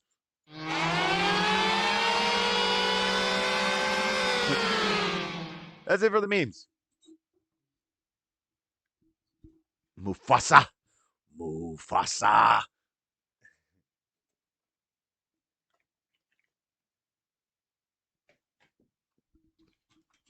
I love watching Frederick.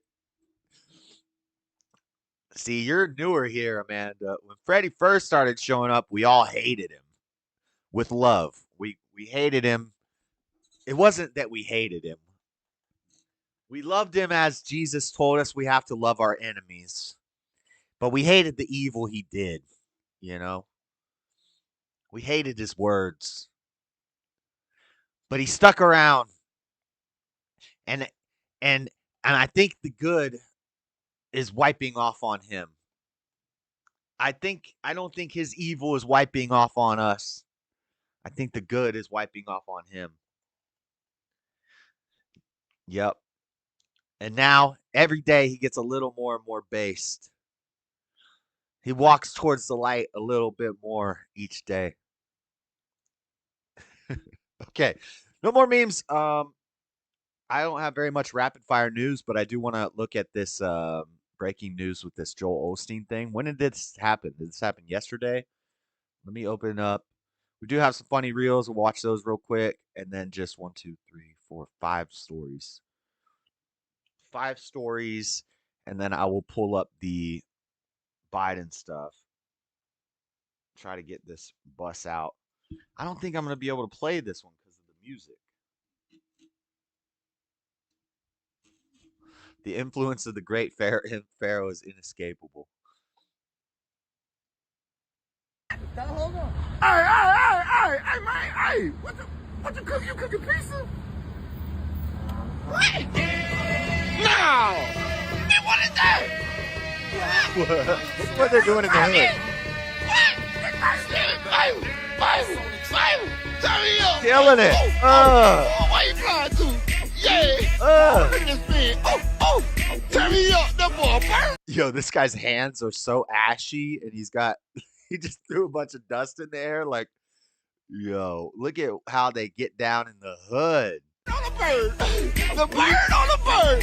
Turn me up. Bird on the bird. Let go. Rodeo. Let go. Oh, they're so entertaining. Hood people. People in the hood sure are entertaining. Bible, this Thanksgiving, Bible. What you doing, Bible? Where you going, Bible? Bible, where we at? Oh! We gotta watch till the end because he jumps in the dang freezer. Spoiler alert! Right there. Turn it up, Bible. Yeah. You better not go now. Oh, let go. Oh, look at that boy. Turn it up, Bible. He did the slide. He slid across that floor. Hold up. Wait till he jumps in the... What you doing? The guy's couch is like that. Boom. What that is like? What you putting on your head? That boy from Memphis. This one from Memphis. Ooh. Hey, yeah, let's go, baby. Where you going, baby? Where you going, baby? Y'all are entertaining. Where you going, baby? Y'all, by y'all, I mean the guys in this video. Oh, you better not. You better He jumped in the freezer. What the heck? Okay, enough of that. This is what our ancestors are looking down and seeing. Oh, man. The influence of the great pharaoh is inescapable. Oh, wow. Okay, next. Another funny reels.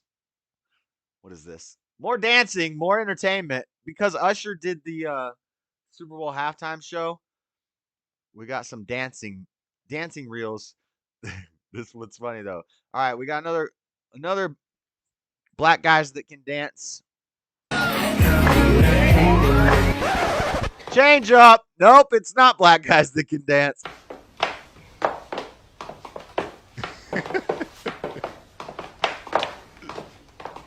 It's Karen breaking it down, tap dancing.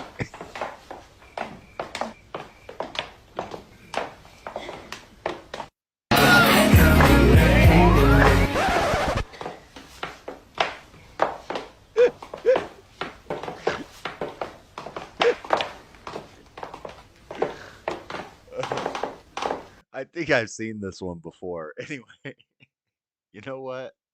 Okay. What else we got? Oh, man, what else do we got? Oh, another dancing meme.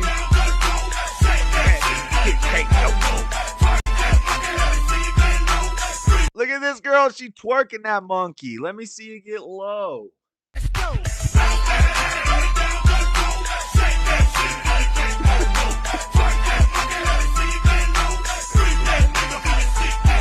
I want to learn.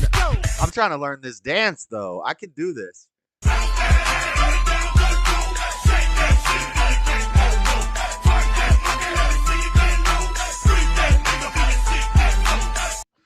got it. Hey, let's go. Robert, give me everything you got. Me. About that. Let me see you get low. Okay, more dancing in honor of Ursher. No, I think we're out of dancing ones. Oh, I played this one last week. This is the guy walking out of the car. Okay, no more reels. This is a Dragon Ball Z from 34 years ago, an article, Wall Street Journal, reporting on Dragon Ball Z. Dragon Ball Z is bringing impalement strangulation to the after-school crowd. This is when they were freaking out because they started to air this on TV, on Cartoon Network after school. And they said this show is way too violent. And yeah. Sort of Pokemon meets Pulp Fiction. The show is much darker than the average kiddie cartoon. Every weekday afternoon, Cartoon Network characters age, die, and get vaporized, suffering far worse fates than Wile E. Coyote ever did. Yeah, but they always come back to life. Brutality is a staple in one of the recent episodes. Beads of sweat on the brow of a character named Vegeta as he is nearly strangled to death by the evil foe named Frieza. That's just pretty cool. This was cool to see. Anyway, we got some news. We do have some rapid fire news before we look at this Olstein thing. Just a couple articles I grabbed. BYU study. This is from Utah, Brigham Young University. BYU study shows visual images of how women see threats when walking after dark. And then they have the thing here. So do women see like heat vision? Yo, if they're in an urban environment, it's going to look like the sun. It's going to look like, it's like predator vision. When they go through the hood at night, it's like the sun. It's like, wow. Whenever. Let's see what the article talking about. We got a long ad. Participants were shown images of campus areas at Utah Valley University, Westminster University, BYU, and the University of Utah, then asked to click on areas that captured their attention. Hold on. I'm just going to play the ad or play the article. I called and talked to Jesse today. Okay. What do you want, a cookie? That's weird because I'm pretty sure I listened to the whole show and I didn't hear you talk to him. Different walking home at night. When they walk through Compton, it's like daytime all the time. It's just always bright. Everything's bright red. Rika, you can't gaslight the truth. I thought Dr. Cornel West was going to be a guest at the Bod Network and called to ask for a sit-in. Yeah, but he's going to be a guest for Fallen State probably, and they're going to do an interview with him.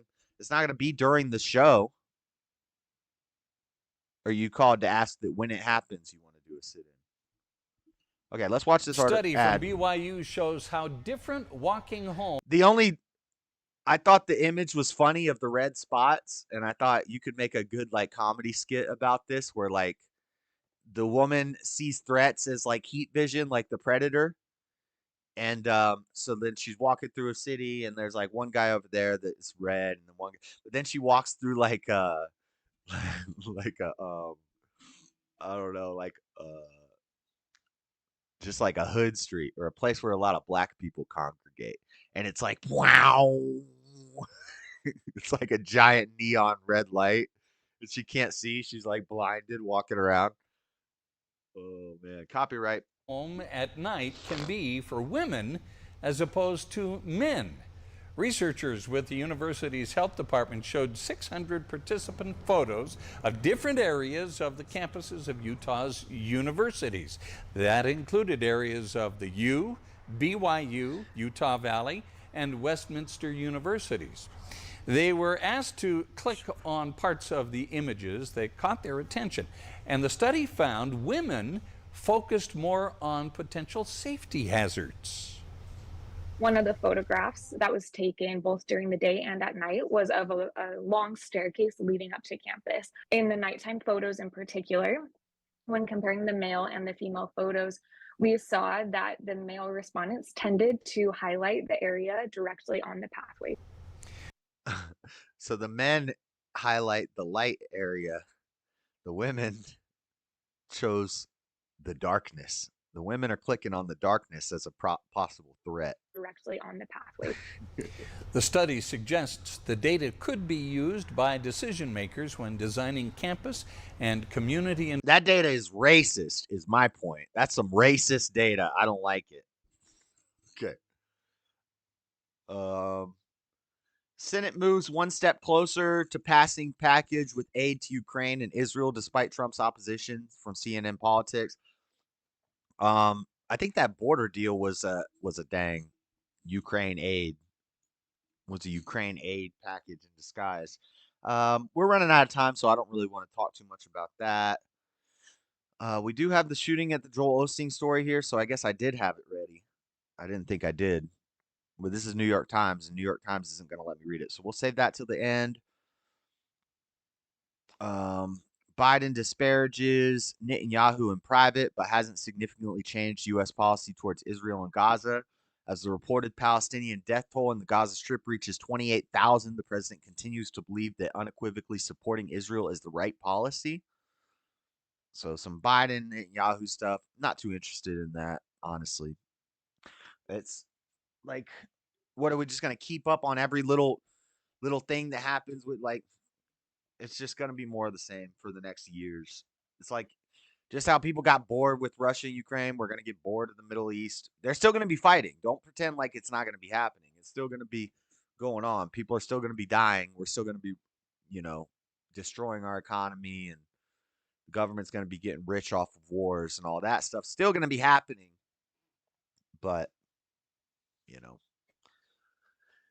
can only talk about it so much, but let's see. Local news. USC's getting a baseball park. I don't care about that. Let's look at this shooting at the Joel Osteen thing, and then we'll end the show with the fine-tuning argument. The fine-tuning of the universe. The fine-tuning argument. Cosmological argument for God's existence. first, let's do this Joel Osteen thing. Let's just find a video on YouTube, a news video, because I don't know a lot about this. I've heard a little bit, but not much. Joel Osteen shooting. Let's try shooting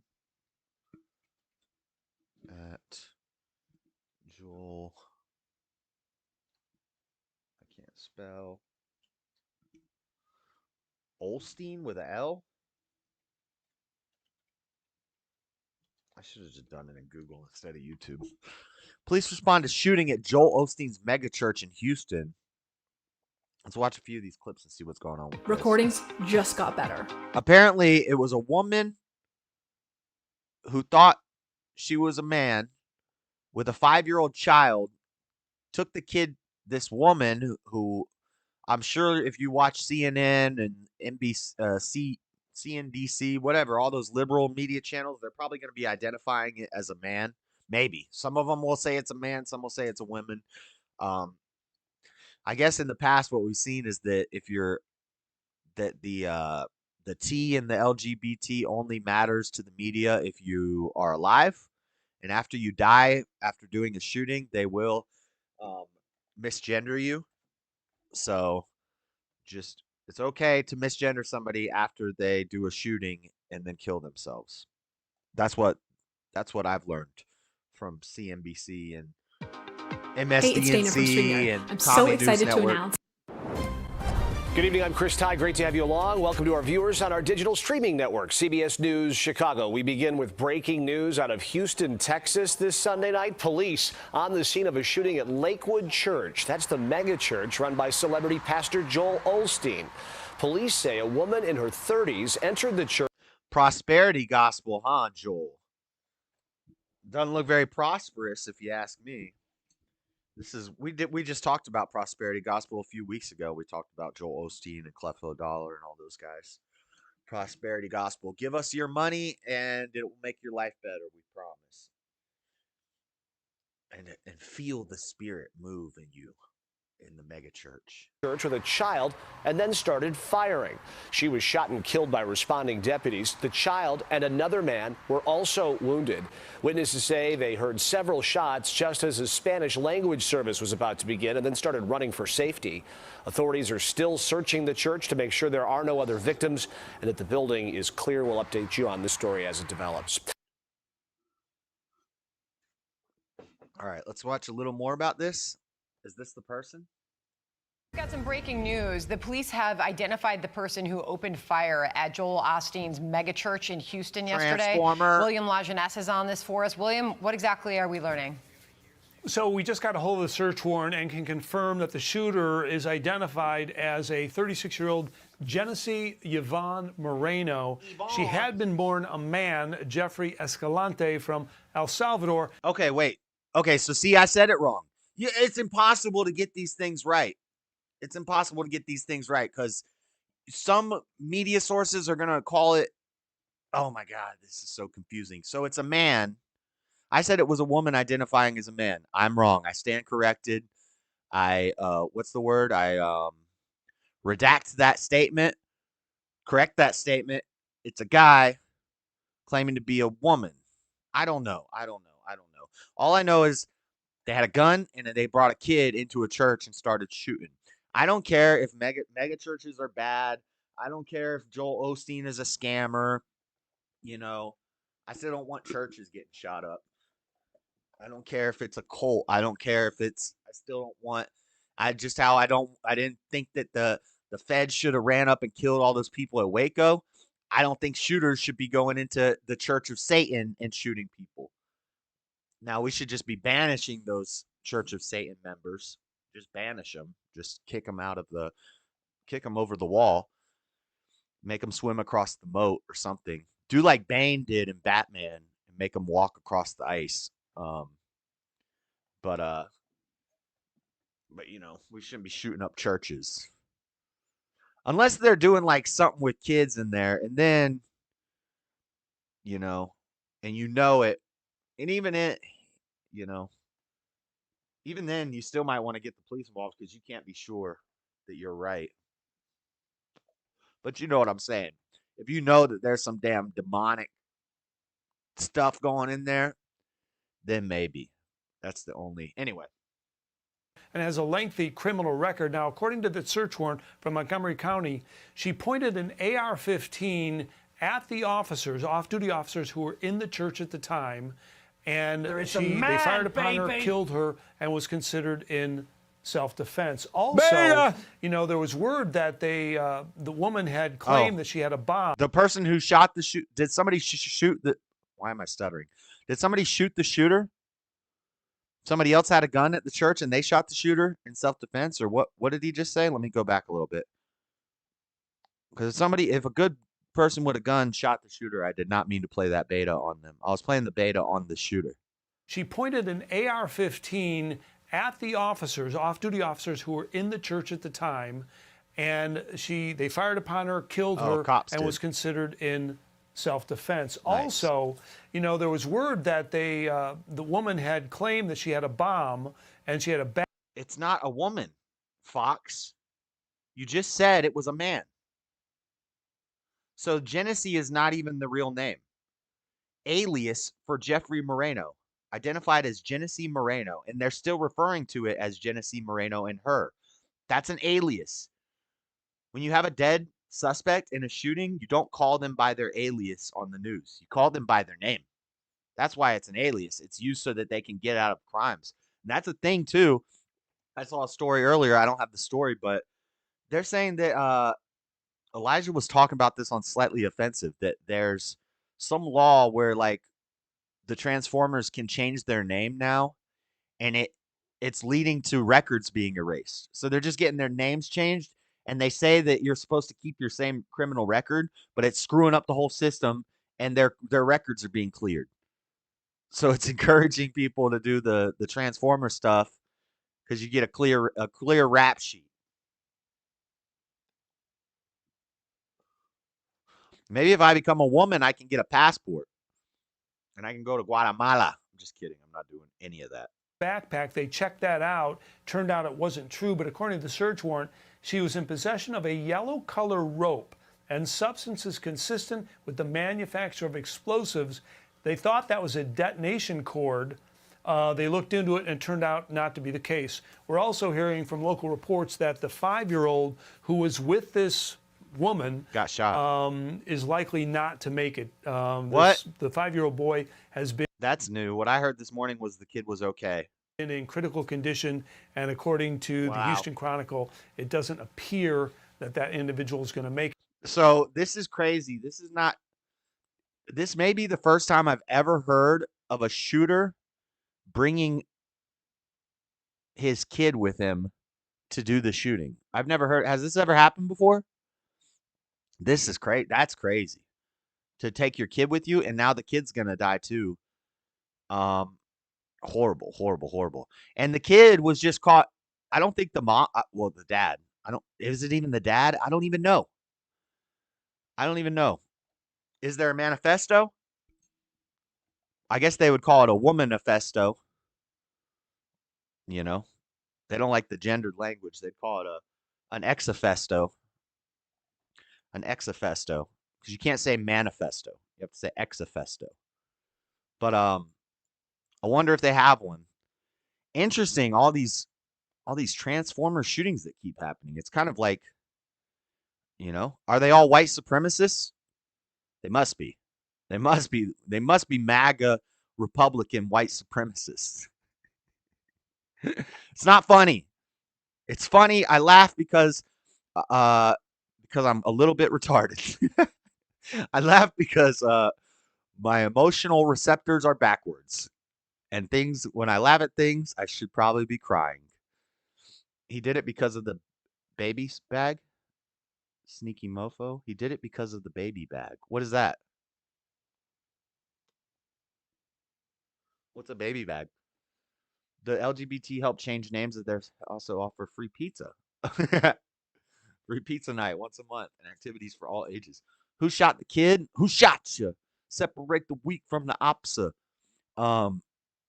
I'm thinking the kid got caught in the crossfire with the off-duty police officers. Maybe not. I don't know. A There's not 57-year-old man will. They're not going to give us a lot of the details, Steve, because it's a transformer. They barely will tell us the gender of this person. They're reporting on the alias.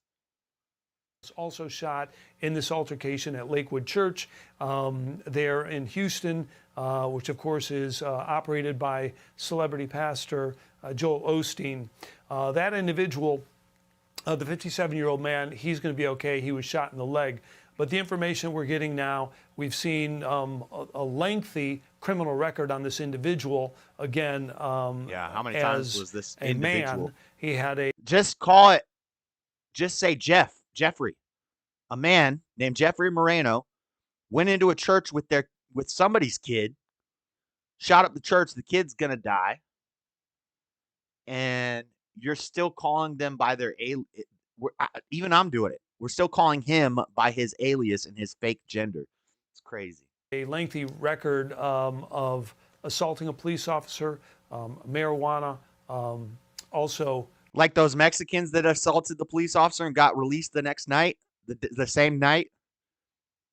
I've got a lengthy record here of several different offenses. Come on, Texas, tighten up. Over about the past since 2005. Well, I mean, Moreno, is this guy, did he come across the border?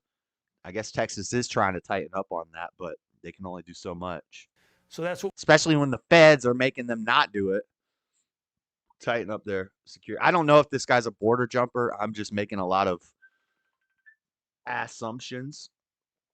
I should probably not do that, but who cares? It is what it is. What we got from here, and it is what it is. Not it is what it is. To begin at 2:30 Eastern, and we should get more information. Yeah, among the most. Yeah, we can't even use that expression anymore. We need to just start saying it is what it is not. You can't say it is what it is anymore because nothing is what it is. It's always what it is not.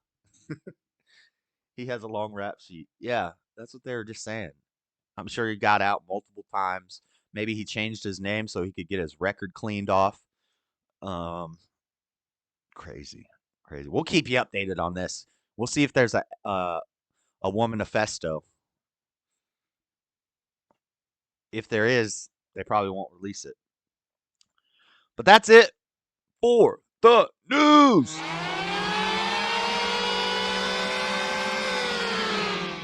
All right, I got less than an hour to teach you guys all about the fine-tuning argument of the universe. The fine-tuning of the universe. One of the most complex of the arguments for God's existence, it's actually not an argument for, originally it wasn't an argument for God's existence. It was an argument for a creator. Well, it's an argument for a creator. It's not arguing for the God of Abraham. All these, for the past 6 weeks, all these arguments that I've made for God's existence, none of them are arguing for Jesus or the Abrahamic God, except for the argument from the resurrection that we did last week. That's a historical argument for Jesus and the resurrection, which is also an argument for God. But this one, the fine-tuning argument, this is an argument using math. Basically math. Basically the impossibility of everything we see all around us. So I'm going to let smarter people than me explain it to you in some videos. We'll read some stuff. I only have an hour. But I've talked about this before. I talked about this on, I think, Saturday night. Open all in new window. Let me get my stuff. All right. The fine-tuning argument, exploring the improbability of our existence. Our laws of nature and our cosmos appear to be delicately fine-tuned for life to emerge in a way that seems hard to attribute to chance. In view of this, some have taken the opportunity to revive the scholastic argument from design, whereas others have felt the need to explain this apparent fine-tuning of the clockwork of the universe by proposing the existence of a multiverse. We analyze this issue from a sober perspective. Having reviewed the literature and having added several observations of our own, we conclude that cosmic fine-tuning supports neither design nor a multiverse, since both of these fails at an explanatory level, as well as in more quantitative contexts of Bayesian confirmation theory. Although there might be other reasons to believe in these ideas to be found in religion and inflation and in string theory, respectively. In fact, fine-tuning and design even seem to be at odds with each other. Now, this is an opposition argument, and I'm going to show you why they're wrong. why fine-tuning and design are not at odds with each other. This is talking about a multiverse. I don't even know why I had this in here. Get out of here. I want to just play the video first. Oh. The fine-tuning argument, to be abbreviated by FTA, and what follows claims that the present universe, including the laws that govern it and the initial conditions from which it is evolved, permits life only because these laws and conditions take a very special form, small changes in which would make it impossible. So, basically, the idea is that the universe is so complex, if any one little thing was different, if the sun was a grain of sand larger, nothing would work. If every asteroid wasn't in place, we wouldn't be here. If Jupiter wasn't there, we wouldn't be here. If all these things weren't perfectly made and created, then we wouldn't be here. Lots of atheists like Hitchens say this is the hardest argument for God's existence to contend with. A lot of them will try to write it off and contend with it, but I don't think their arguments are as good as the argument itself. We'll talk about James P. Gills. He's a writer that I read a lot when I was locked up. He's an optometrist, ophthalmologist from Florida. He explains the complexities of the human eyeball, how every eyeball is as complex, takes as many variables as it takes to sustain life on Earth. Every eyeball is just as complex. And there's billions of eyeballs on Earth, and they all work on a planet that is impossible. There are billions of eyeballs that are impossible. And the variables make it so infinitesimally impossible that everything works together, and it all still does work together. That's what God talked about in Job, when Job said, why does bad things happen to good people, basically? I keep saying basically. I need to stop saying basically. Basically, I need to stop. Okay. Job said, why, God, why? And God said, do you hang the stars in the balance? Do you hang the stars in the sky? Do you make the eagle eat the fish? There are things you can't even comprehend, Job. You can't even understand the impossibilities of the universe, which I've made and made everything perfect.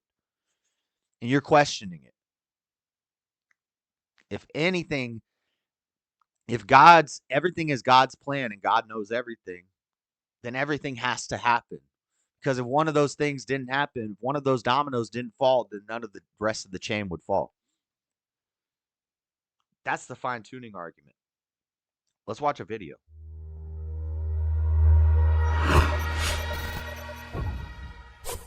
From galaxies and stars, down to atoms and subatomic particles, the very structure of our universe is determined by these.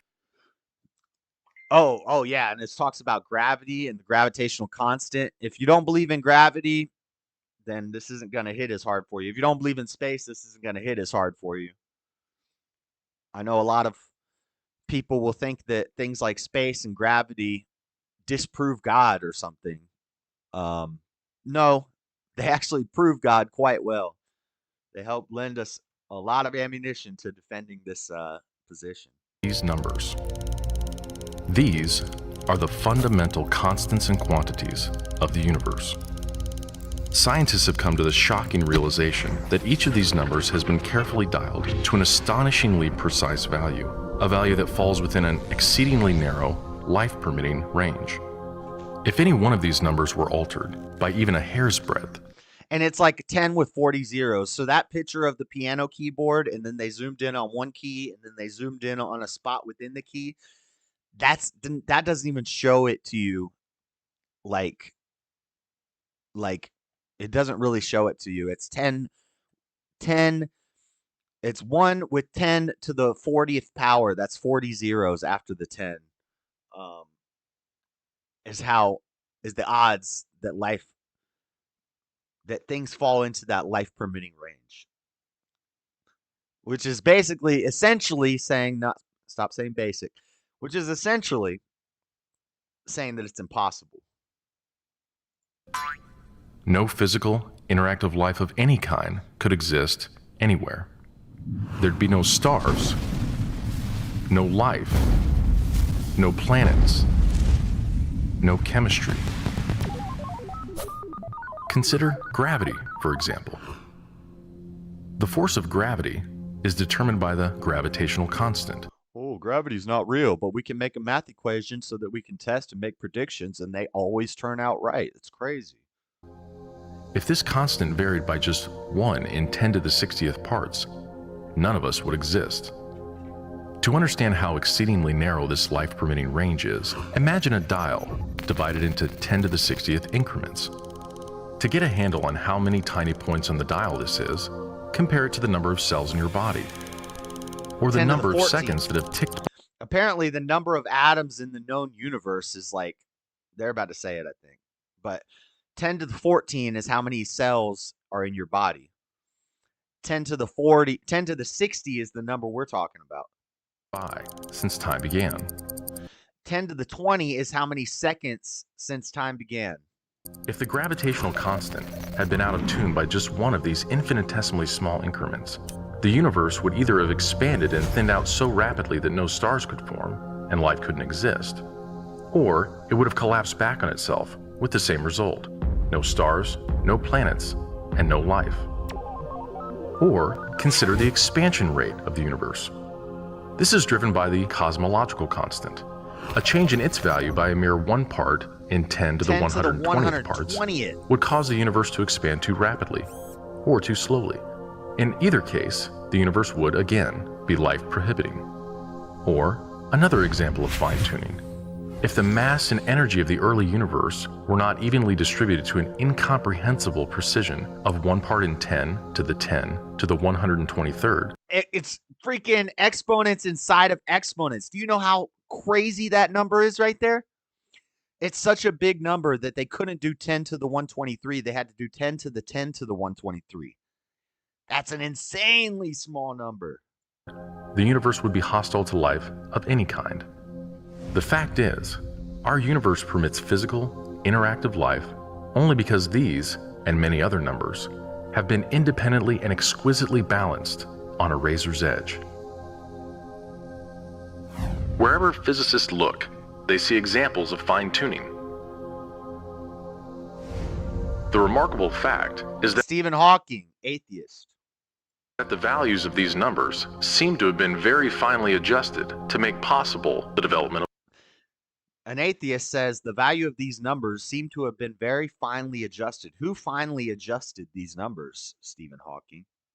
Who was the one who finally adjusted these numbers? Something, what force, what would you call that force that finally adjusted the universe to sustain life in one spot? And we found no evidence of any life anywhere else. Of life. If anyone claims not to be surprised by the special features that the universe has, he's hiding his head in the sand. These special features are surprising and unlikely.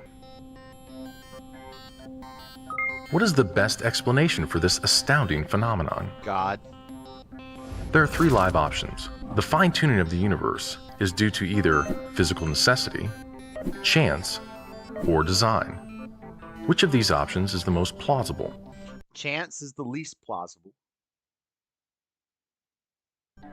According to this alternative, the universe must be life-permitting. The precise values of these constants and quantities could not be otherwise. But is this plausible? Is a life-prohibiting universe impossible? No. Far from it. It's not only possible, it's actually more possible. It's far more likely than a life-permitting universe. Much more possible. The constants and quantities are not determined by the laws of nature. There's no reason or evidence to suggest that fine-tuning is necessary. How about chance? How about chance? What are the odds? Did we just get really, really, really, really lucky? Luck. No. Chance. The probabilities involved are so ridiculously remote as to put the fine-tuning well beyond the reach of chance. So, in an effort to keep this option alive, some have gone beyond empirical science and opted for a more speculative approach, known as the multiverse. Yeah. They imagine a universe. Whatever you can do to avoid believing in God, let's invent a multiverse. Generator. Thanks, Marvel Comics. Like, who came up with that? Stan Lee? Cranks out such a vast number of universes that, odds are, life-permitting universes will eventually pop out. However, there's no scientific evidence for the existence of this multiverse. It cannot be detected, observed, measured, or proved. Right. But people will believe the multiverse before they'll believe in gravity. And the universe generator itself would require an enormous amount of fine-tuning. Furthermore, small patches of order are far more probable than big ones. So the most probable observable universe would be a small one, inhabited by a single, simple observer. But what we actually observe is the very thing that we should least expect: a vast, spectacularly complex, highly ordered universe, inhabited by with billions of observers. Billions of other observers. He said it. I didn't watch this yet. I knew he was going to say that. So even if the multiverse existed, which is a moot point, it wouldn't do anything to explain the fine-tuning. And every observation that the observer makes, they're making with 2 eyeballs. And each of those eyeballs is as complex as as many variables as it takes to sustain life in the universe. That same amount of variables is how much it takes to make the human eye work. That's how complex our eyes are. And we have 2 of them that let us observe these things. And that is just as crazy as the planet sustaining life. And we have those things within the planet. Do you know how impossible that is? It's crazy impossible. 10 to the 10 to the 10 to the 1,000. Given the implausibility of physical necessity or chance, the best explanation for why the universe is fine-tuned for life may very well be it was designed that way.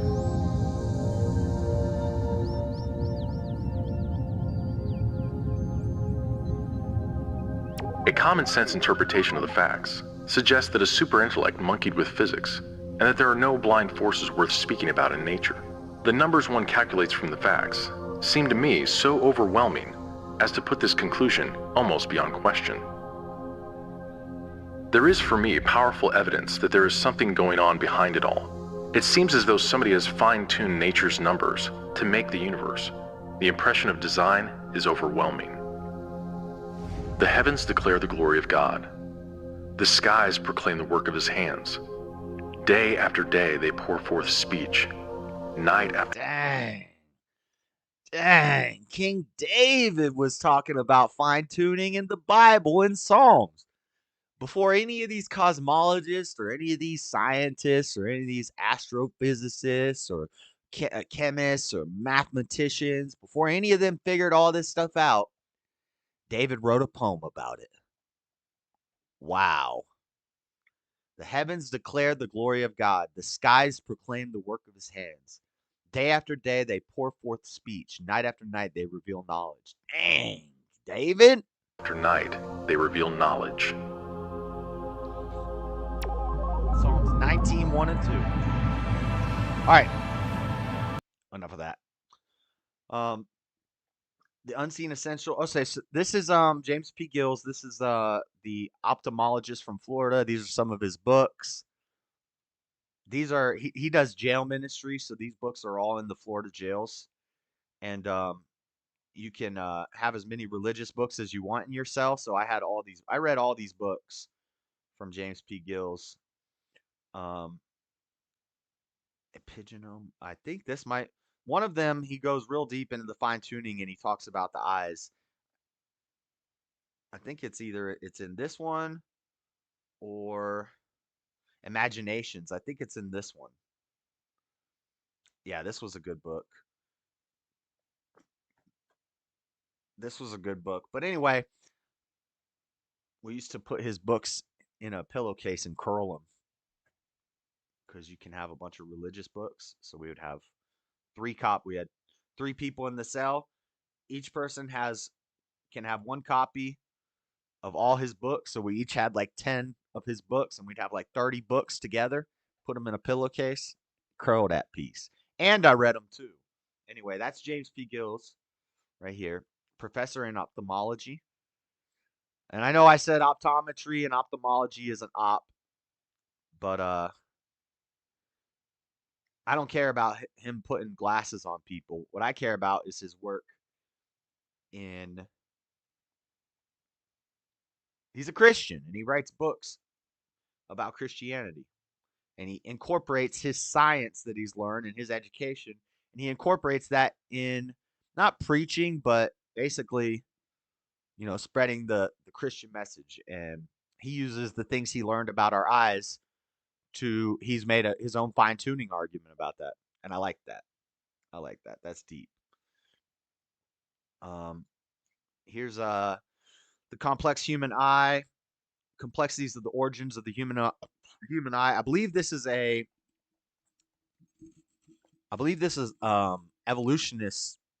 evolutionary people trying to explain the human eye with evolution.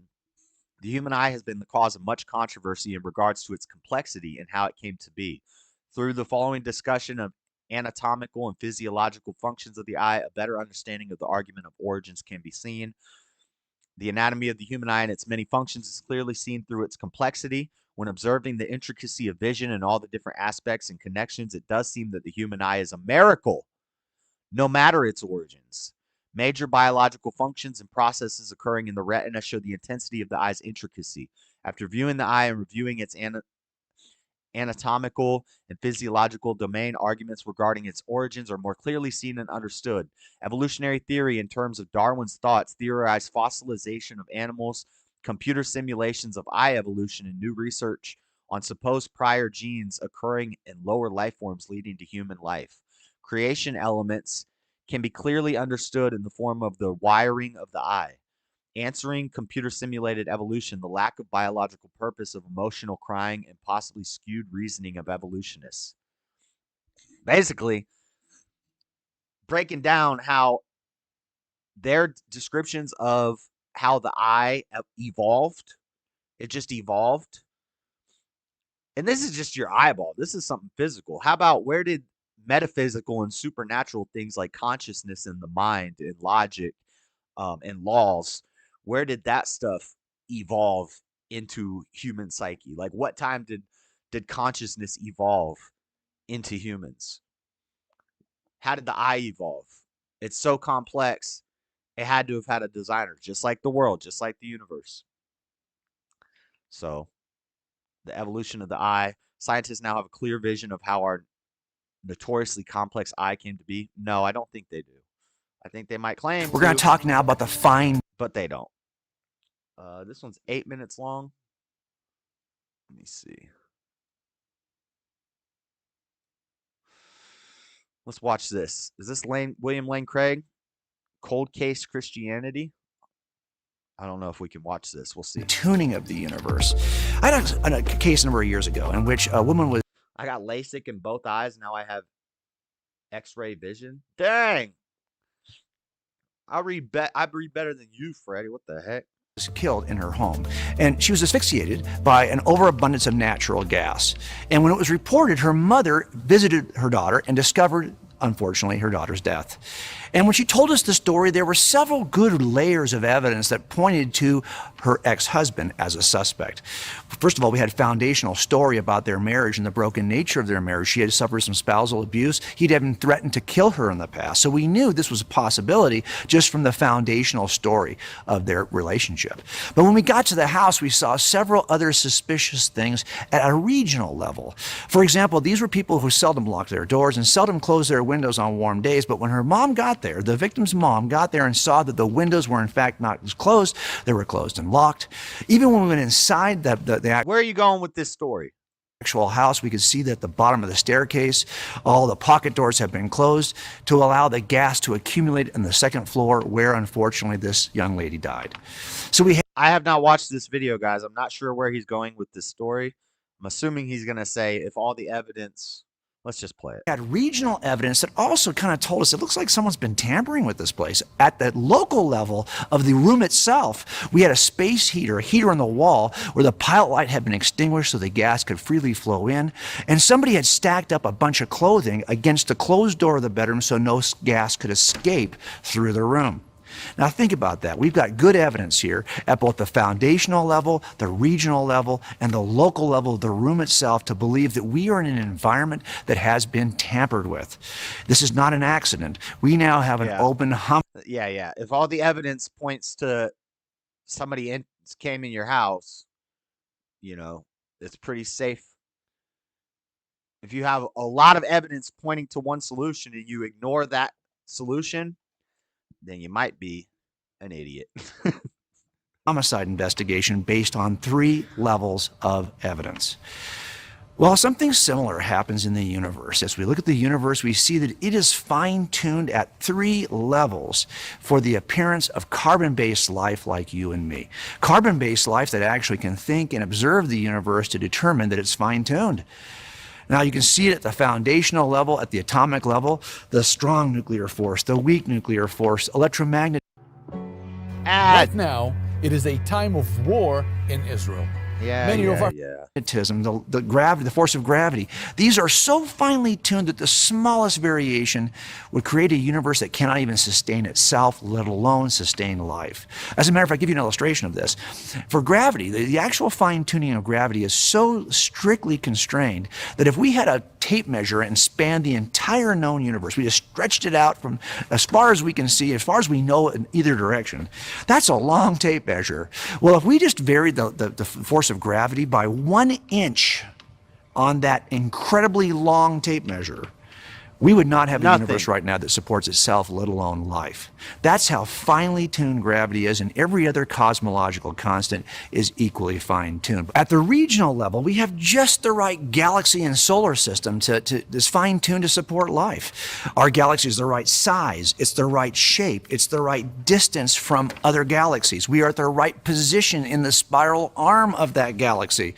Our solar system, still at this regional level, is just the right size star, just the right composition, just the right mass, just the right heat. Even at the regional level of evidence here, we see fine-tuning. Not only that, at the local level of our planet, planet Earth, it's just the right size, just the right terrestrial depth of our crust of our planet to allow for the tectonic movement of plates, just the right atmospheric conditions. We happen to have a moon of the right size that is not so overbearing that it stops the rotation of Earth, but it allows the kinds of seasons we see in our planet, the kind of tides we see in our planet. All of this is fine-tuned, and all together we see the same 3 levels. And then you can go even lower. You can go into the how our bodies work, how animals work, the way that people will be like, animals will go extinct. Well, animals go extinct all the time, but yet somehow everything still stays in a balance. If one thing goes extinct, then another comes in to take its place. There's always the right amount of predator to prey. I know the climate change people will say that we're killing our planet and blah, blah, blah. I think the planet was designed to sustain us. And before it gets to where we have too many people, we'll probably just blow ourselves up anyway. Or God will just explode the sun or something. But we've got plenty of resources. We've got plenty of space to have the right amount of people. And everything just works together. The eyeball, you can go even smaller. You can go smaller and smaller the way molecules work, the way atoms work. You can go from the incredibly large, the entire universe, and look at those things. You can go smaller to the galaxy. You can go smaller to the Earth. You can go smaller to the individual. You can go to the eyeball. You can go to the cells and the atoms. And everything, every single thing is dang near impossible. And all of those dang near impossibles together make one. If you have a bunch of nearly impossible things and you put them all together, it's still nearly impossible, but it's even smaller. The possibility is even smaller. So, but it all works. It all works together. And people still deny a creator. They still deny a design. It's crazy. Of fine-tuning that you and I observed at that crime scene. We have enough reason to believe at the crime scene that the fine-tuning points to a fine-tuner who caused that death. And we can see the illustration. And here we see the illustration, and we have just enough reason to believe from the fine-tuning we see in the universe that there's a fine-tuner that caused our life. So the fine-tuning in one location is very similar to the fine-tuning in another. So how do we explain the fine-tuning we see in the universe? The fine-tuning, by the way, is relatively non-controversial. Even atheists who don't believe in God's existence do agree that we see. Right. the fine-tuning argument was never made to prove God. It was something that people just saw. They're like, wow, everything is perfect for us to live on Earth in the whole universe. Crazy, huh? And then Christians have turned it into an argument for God because one of the possible conclusions to the fine-tuning argument is a designer. So we've taken that, we've said that designer, that force, whatever you want to call it, that's God. What appears to be fine-tuning in the universe. The only question is, how do we explain this fine-tuning? They would try to offer an explanation from inside the room. Well, there's maybe 3 or 4 good explanations that they tried to offer in the past, historically, to explain the fine-tuning. None of those actually work, and I've described some of these in your participants guide. But I want to talk about one that has kind of emerged as the most popular explanation, and that is this. If our universe is part of a larger collection of universes, if there is a multiverse in which there are perhaps an infinite number of universes, then why would we be surprised that... So just know the multiverse was made up to take God out of the fine-tuning argument. The fine-tuning argument was leading people to God, so then they made up the multiverse as an answer to the fine-tuning argument. What if we aren't really, what if our universe is just the lucky one out of 100 trillion universes, and we're just the one that is able to sustain life? Or if there's an infinite number of universes, then there could be a lot of other ones that sustain life. And then there's a whole lot of them that don't sustain life. Multiverse is a way to take God out of the fine-tuning argument. It's something atheists use to rebuttal the fine-tuning argument for God. One of these just happens to look like us. In fact, it's really a matter of just chance. Given enough opportunities, one might emerge just like ours. And so therefore, we don't need to resort to a fine-tuner outside the universe. We simply have a universe that by chance is perfectly tuned, perfectly designed. We didn't even say designed. It just by chance happens to support life. Okay, well, let's think about that for a second. First of all, I want to just tell you that this is a very controversial claim, the multiverse. Right. Physicists don't even agree on. How many universes would there have to be before you get one that sustains life? 10 to the 10 to the 120? On this claim. They would argue, physicists who don't agree would argue there's not even good evidence scientifically to suggest we have a multiverse. It appears in many cases to be an inference based on fine-tuning. In other words, it's being offered simply to explain the fine-tuning. But we would ask, what is the physical evidence that demonstrates there's a multiverse? But even philosophically, I want you to think about this for a minute. If there are an infinite number of universes, and only a small percentage, 0.00000000001%, support organic life, support carbon-based life like ours. He didn't say enough zeros. He would have been saying zeros for like the next 10 years if he gave you the real number. Well, how many then support carbon-based life? An infinite number, because any fraction of an infinite would be an infinite collection. Yes. If there's an infinite number of universes, that means an infinite number of them sustain life, even though the ratio of life-sustaining universes to non-life-sustaining universes is so tiny, it doesn't matter. If there's an infinite number of universes, there's an infinite number of life-sustaining universes. And then there's another infinite number of universes that don't sustain life. And if there are of those that support carbon-based life, 0.0000001% support life of humanoids like ours, well, how many of those are there? They have to be an infinite. And if of those, 0.0000001% support life with humans who have the exact same personal history of all of you watching this right now, have the exact same personal history of everyone on our planet, including a person who's standing right now creating curriculum for a book, well, how many of those are there? Infinite. An infinite number. Do you see that? So if the multiverse theory is true, that means there's an infinite number of yous. The problem with this theory? This theory suggests that there is an infinite number of universes just like ours, behaving just like ours, with the same exact personal histories of humans just like ours. This is why the physicist Alan Guth thinks this idea is preposterous. And what he said is, this is so silly. If there is a multiverse, that means there is a universe right now where Elvis is still alive. for those of you who even know who Elvis was. What it means is small variations in all these universes. There's a universe in which I'm wearing a red shirt, a universe in which I'm wearing a yellow shirt. It becomes preposterous to lean on a theory for which we have no physical evidence that actually leads to logical inconsistencies like this infinite collection of identical universes. And that's why I think the better explanation is simply... Is the white part behind him the Milky Way? I'm not sure what galaxy that is. Could be. To point to a fine-tuner when we see fine-tuning. That's not such a radical idea, right? That perhaps there's a fine-tuner who has a goal in mind, a goal to create carbon-based humans just like us, who could then search through the stars, search through the galaxies to find the fine-tuner. This is yet another... That's deep. So I knew that multiverse was something that was used to argue fine-tuning, but I didn't know that it was pretty much created specifically for that purpose. So I'm definitely gonna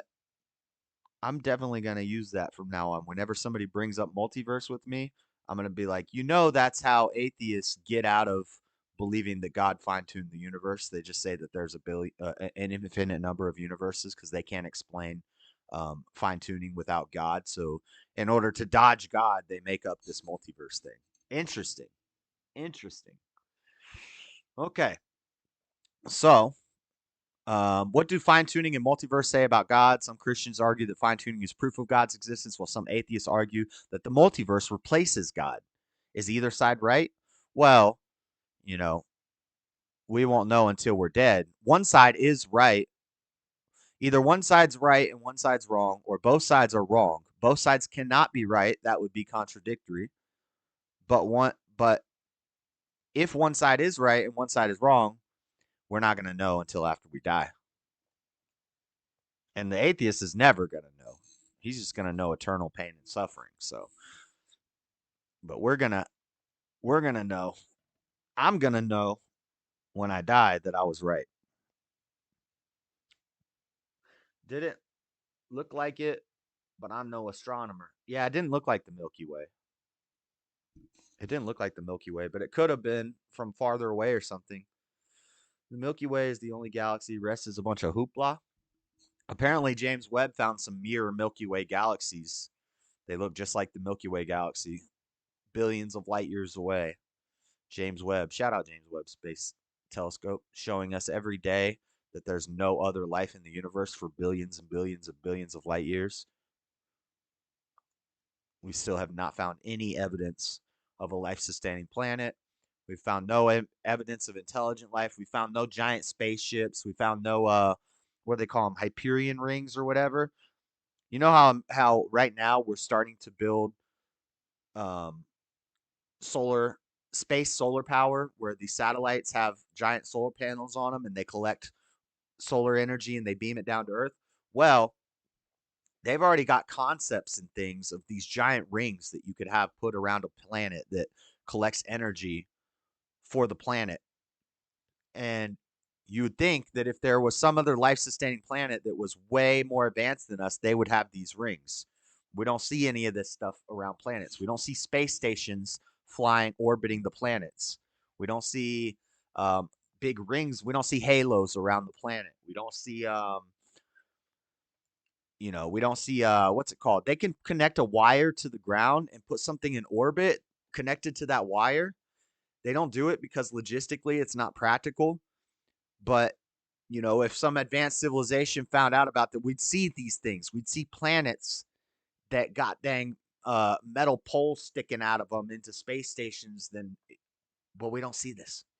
We see no evidence of life. We can't even find a dang water molecule. 2024 is a weak time to be alive. I want to be on the Dyson sphere. That's what it's called, the Dyson sphere. Let me Google that real quick.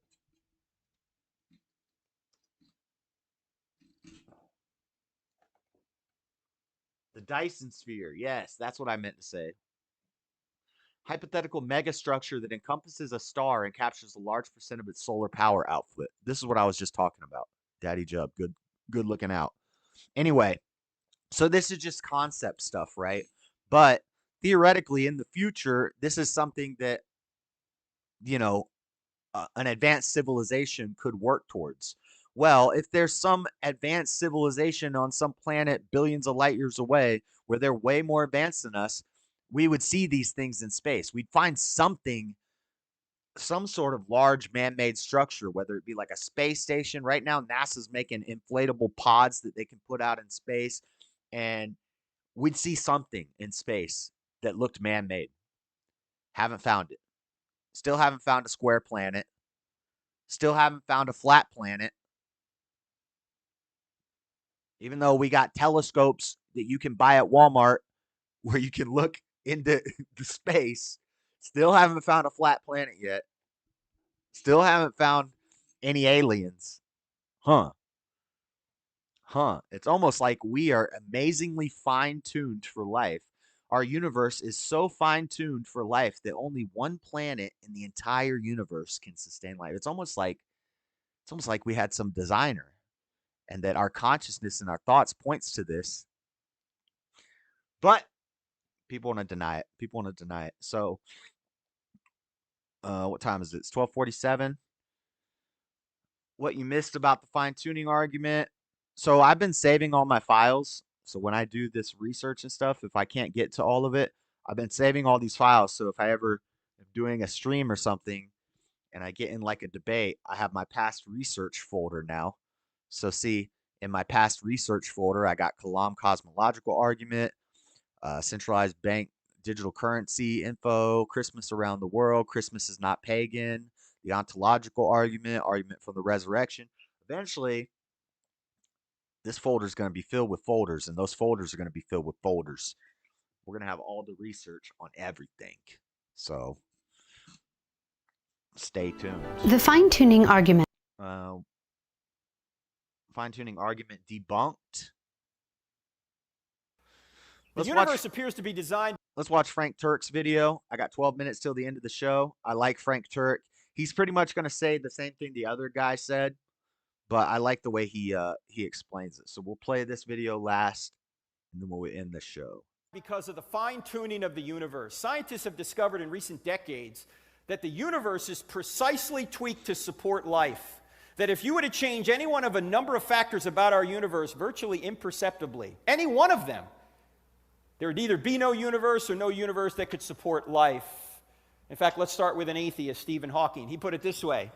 He said if the expansion rate of the universe was different by 1 part in 1,000 million, a second after the Big Bang, the universe would have collapsed back on itself or never developed galaxies. In other words, if the expansion rate was that infinitesimally different from the very initial creation point, none of us would be here. Now, you can't make any of... He's just going to reiterate the same thing the other guy just said. A lot of his points are going to be the same. He's going to use the tape measure example.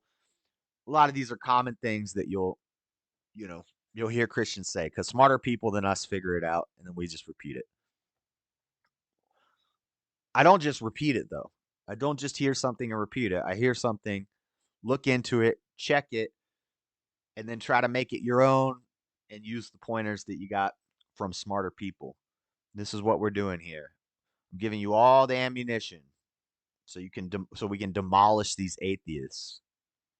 Evolutionary argument for this. You can't say the expansion rate evolved by chance to the right rate. Why? Because this is an initial condition of the universe. This is how it started. It didn't evolve, it just started that way. It seems to me the same being that created space, matter, and time is the same being that fine-tuned the expansion rate to be precisely what it needed to be. The gravitational force, if we were to alter that by any more than 1 part in 10 to the 40th power, we wouldn't be here. What's 1 part in 10 to the 40th power? That's 1 part in 1 with 40 zeros following it. You say, Frank, I can't get my head around that number. I know, neither can I. Let me give you an illustration.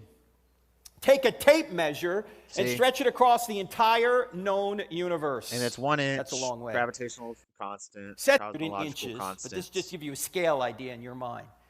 If the strength of gravity were different by 1 inch in either direction, the universe wouldn't be here. So see, he's repeating a lot of the same stuff. Chance. And oh, by the way, but he's going to have some graphics coming up soon. Does chance cause anything? When scientists use the word chance, do they mean it's a cause? Who caused this? Chance, he was just here. No. Chance is not a cause. Chance is a word we use to describe mathematical possibilities. Chance doesn't cause anything. In fact, when scientists use the word chance, you know what they really mean? We don't know. Look, that value right there either was designed or it wasn't. What makes more sense? Seems like it was designed. Not only is the universe designed in this way, our solar system appears to be designed with us in mind. Let's take a look at the solar system here for a minute.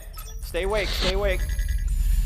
Here we are, third rock from the sun. If we were just a little bit closer to her, a little bit further away, we couldn't survive. A little bit closer to, we'd burn up. A little bit further away, we'd freeze. We are in what scientists call the Goldilocks zone. It's not Goldilocks too hot, zone. It's not too cold. It is. That's a lie. It's too hot here in the summer. The axial tilt, 23.5 degrees. Change that slightly, we don't exist. Earth. Have you ever met one each? Just one each. Rotation, 24 hours. Change that slightly, we don't exist. The size and distance of the moon from us. Change that slightly, we don't exist. If Jupiter was not in its current orbit, we couldn't exist here. Why not? Because Jupiter is a cosmic vacuum cleaner.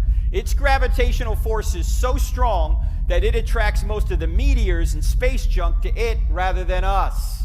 In fact, take a close-up look at Jupiter here. You see these marks on Jupiter? These marks are comet fragment strikes that are bigger than the Earth. Thank God. I'm pretty sure you can fit 3 Earths inside of the red eye of Jupiter, which is a giant hurricane. I heard in the news they said that they're considering taking the hurricane scale up to 6. So there's going to, or something like that. Somebody fact check me. But basically, they're trying to add another number to the hurricane scale. And I was like, I thought that scale already went way higher because they use that scale to measure, to guess the measurements of the wind speeds in the red eye of Jupiter. And I thought they said it was like, if the worst hurricane on Earth is a 5 on that scale, then the eye of Jupiter is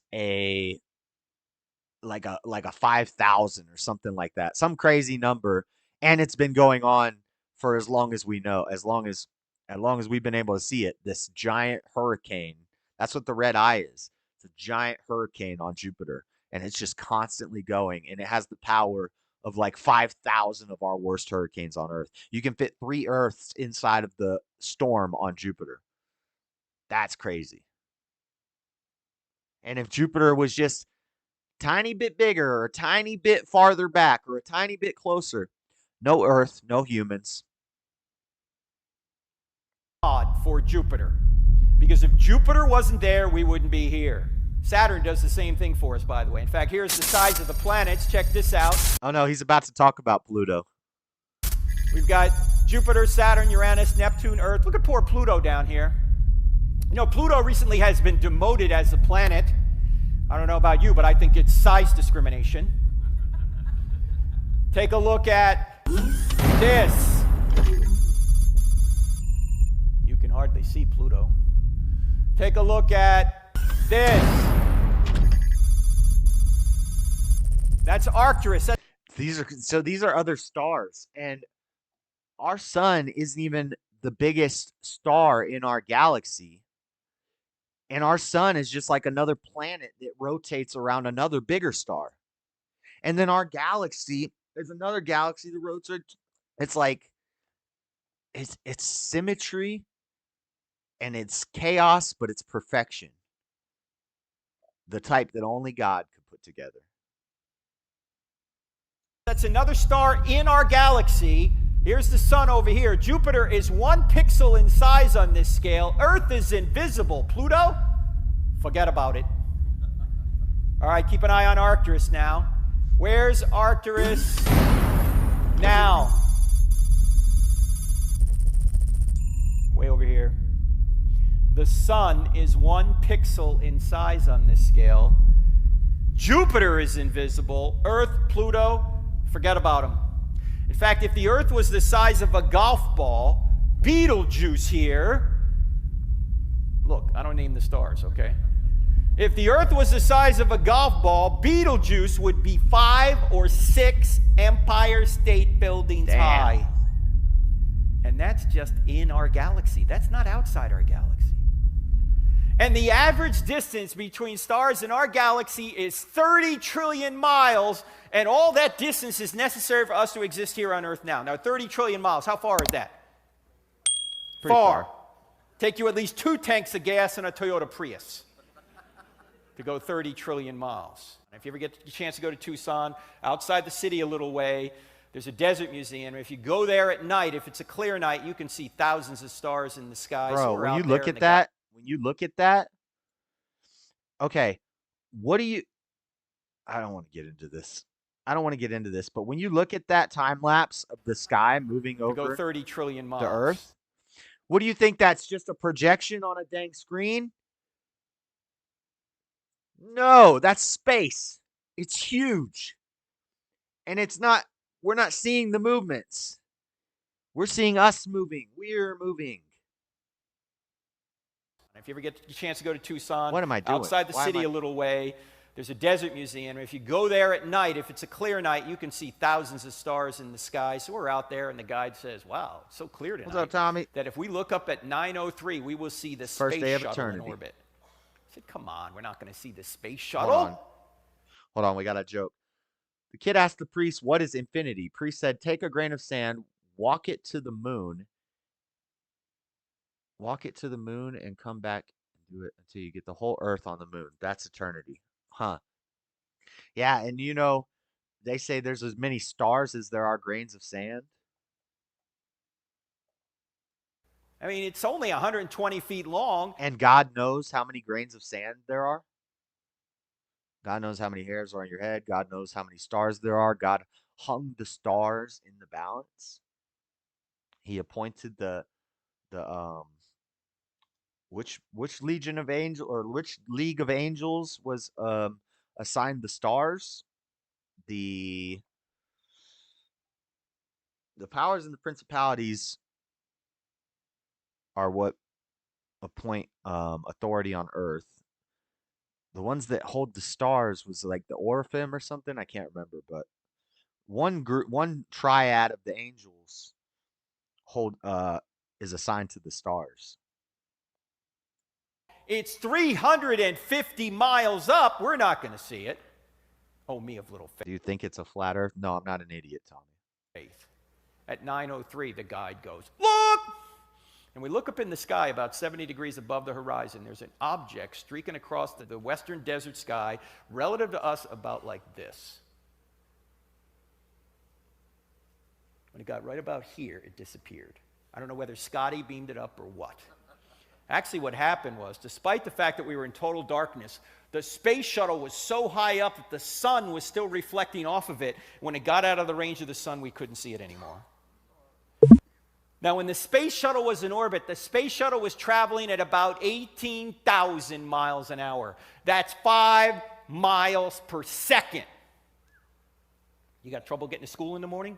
Take the space shuttle.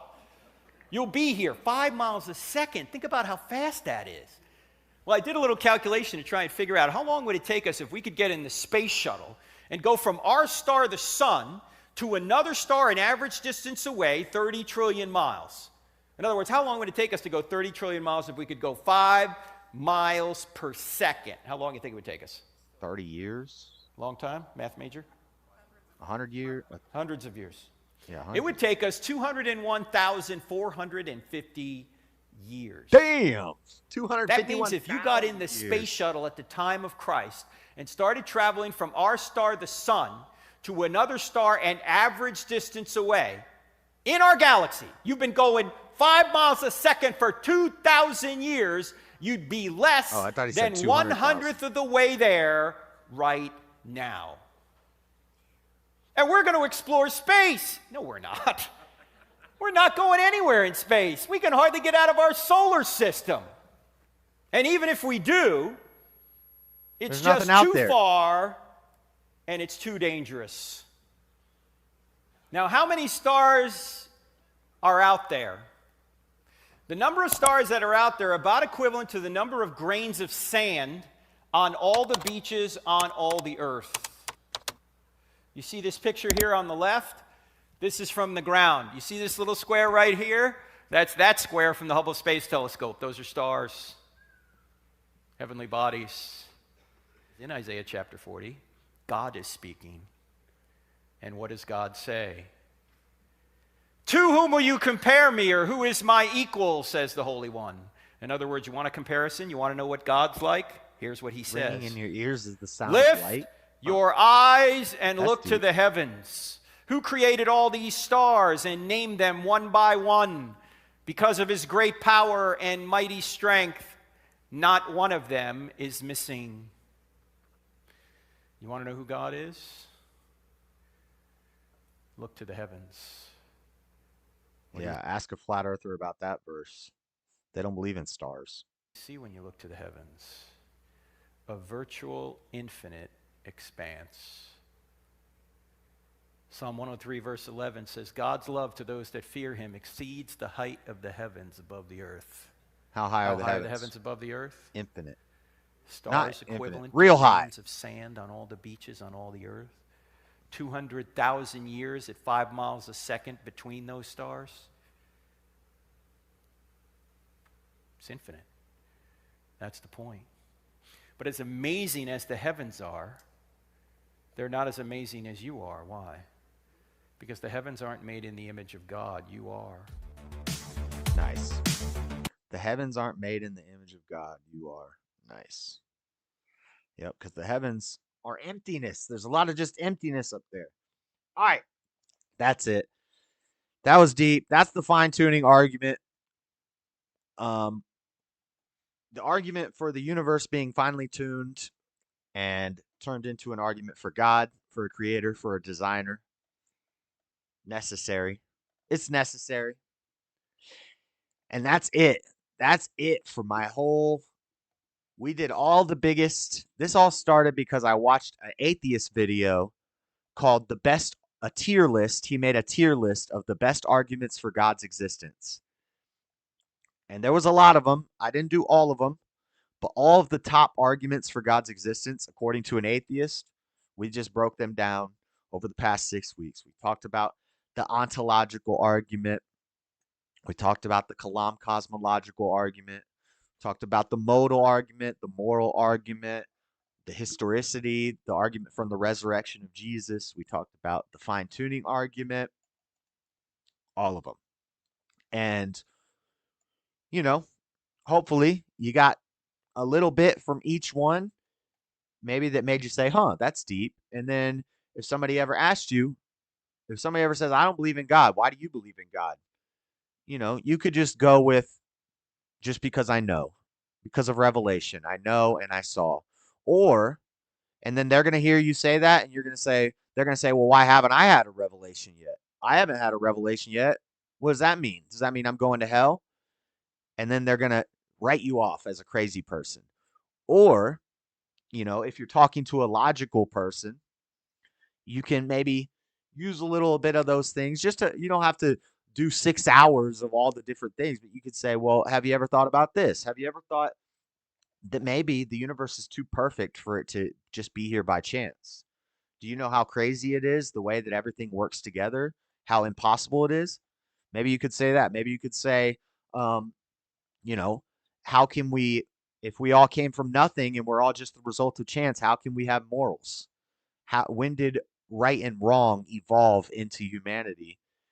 And then they're going to tell you some Unitarian argument about, well, it's whatever, as long as you don't hurt anybody, whatever's the best good for society. Well, the best good for society would be for us all to off ourselves right now.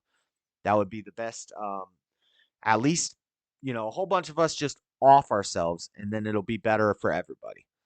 There's going to be more food. It's going to be less climate change. If you believe the climate change people, the best thing for society is to wipe out 70% of the planet. So then you can show them that their morals just come from whatever's best for society. You can show them why that's not a good argument. That laws have to come from a lawgiver, and that we have morals and laws because God gave us those morals and those laws. Or you can go to you could ask them, do you think the universe is infinite? And when they tell you yes, you can explain to them why that's impossible. or timeless. I guess timeless. If they say the universe was always here and it was never created, it was just always here, then you can break that down. There you go. Or you could just ignore all of it and keep living your life and don't worry about it. And hopefully you got some entertainment, maybe some laughs. When the grid goes down, you know any of it like the numbers in your phone that you see every day. The grid goes down, you know any of it like the numbers in your phone you see every day. I don't know what that means. No matter how many folders you pile up. Stealing talking points don't make you smart.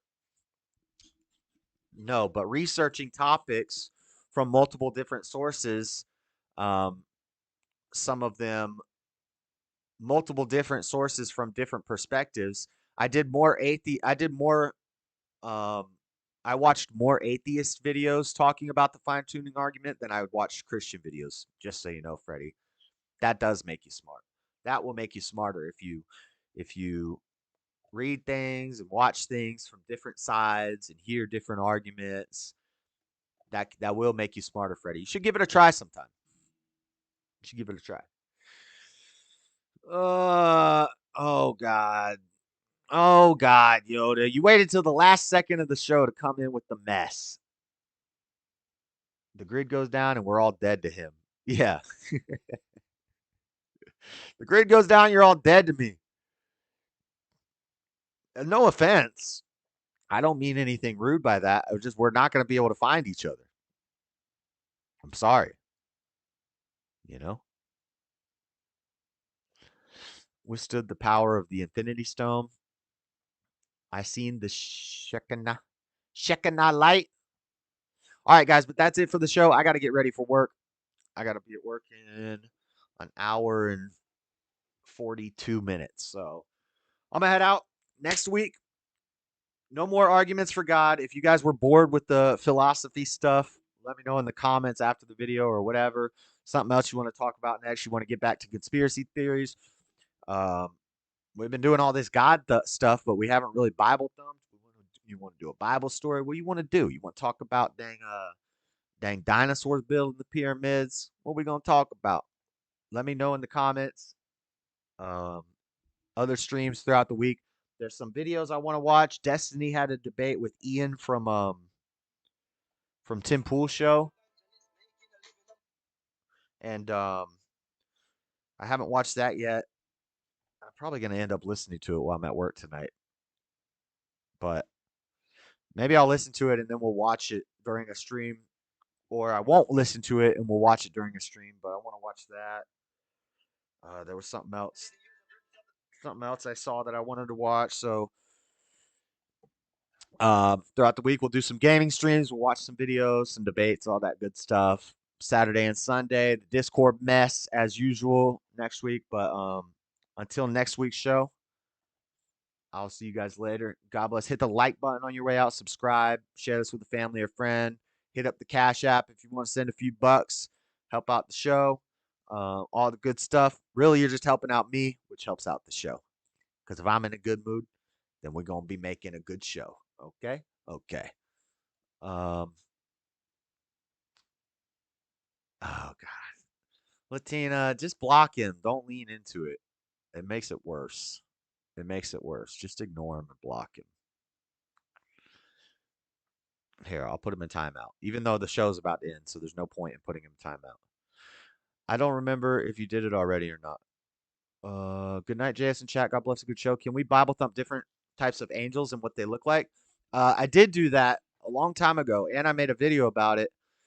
We could maybe revisit it because, maybe we could probably revisit it. What the angels look like and all that stuff. I made a video out of it though. That's a good idea. Go check back in on that. See if I can find more pictures and stuff. Of course, we don't actually know. Well, we have descriptions in the Bible, but they're so. Anyway, I'm getting distracted. I'm not going to donate to you anymore. Why? Because Tar Baby Yoda is in here? I don't care. I don't. That's all right. All right, I'm gonna head out, guys. God bless. Have a good night. Deuces. We out.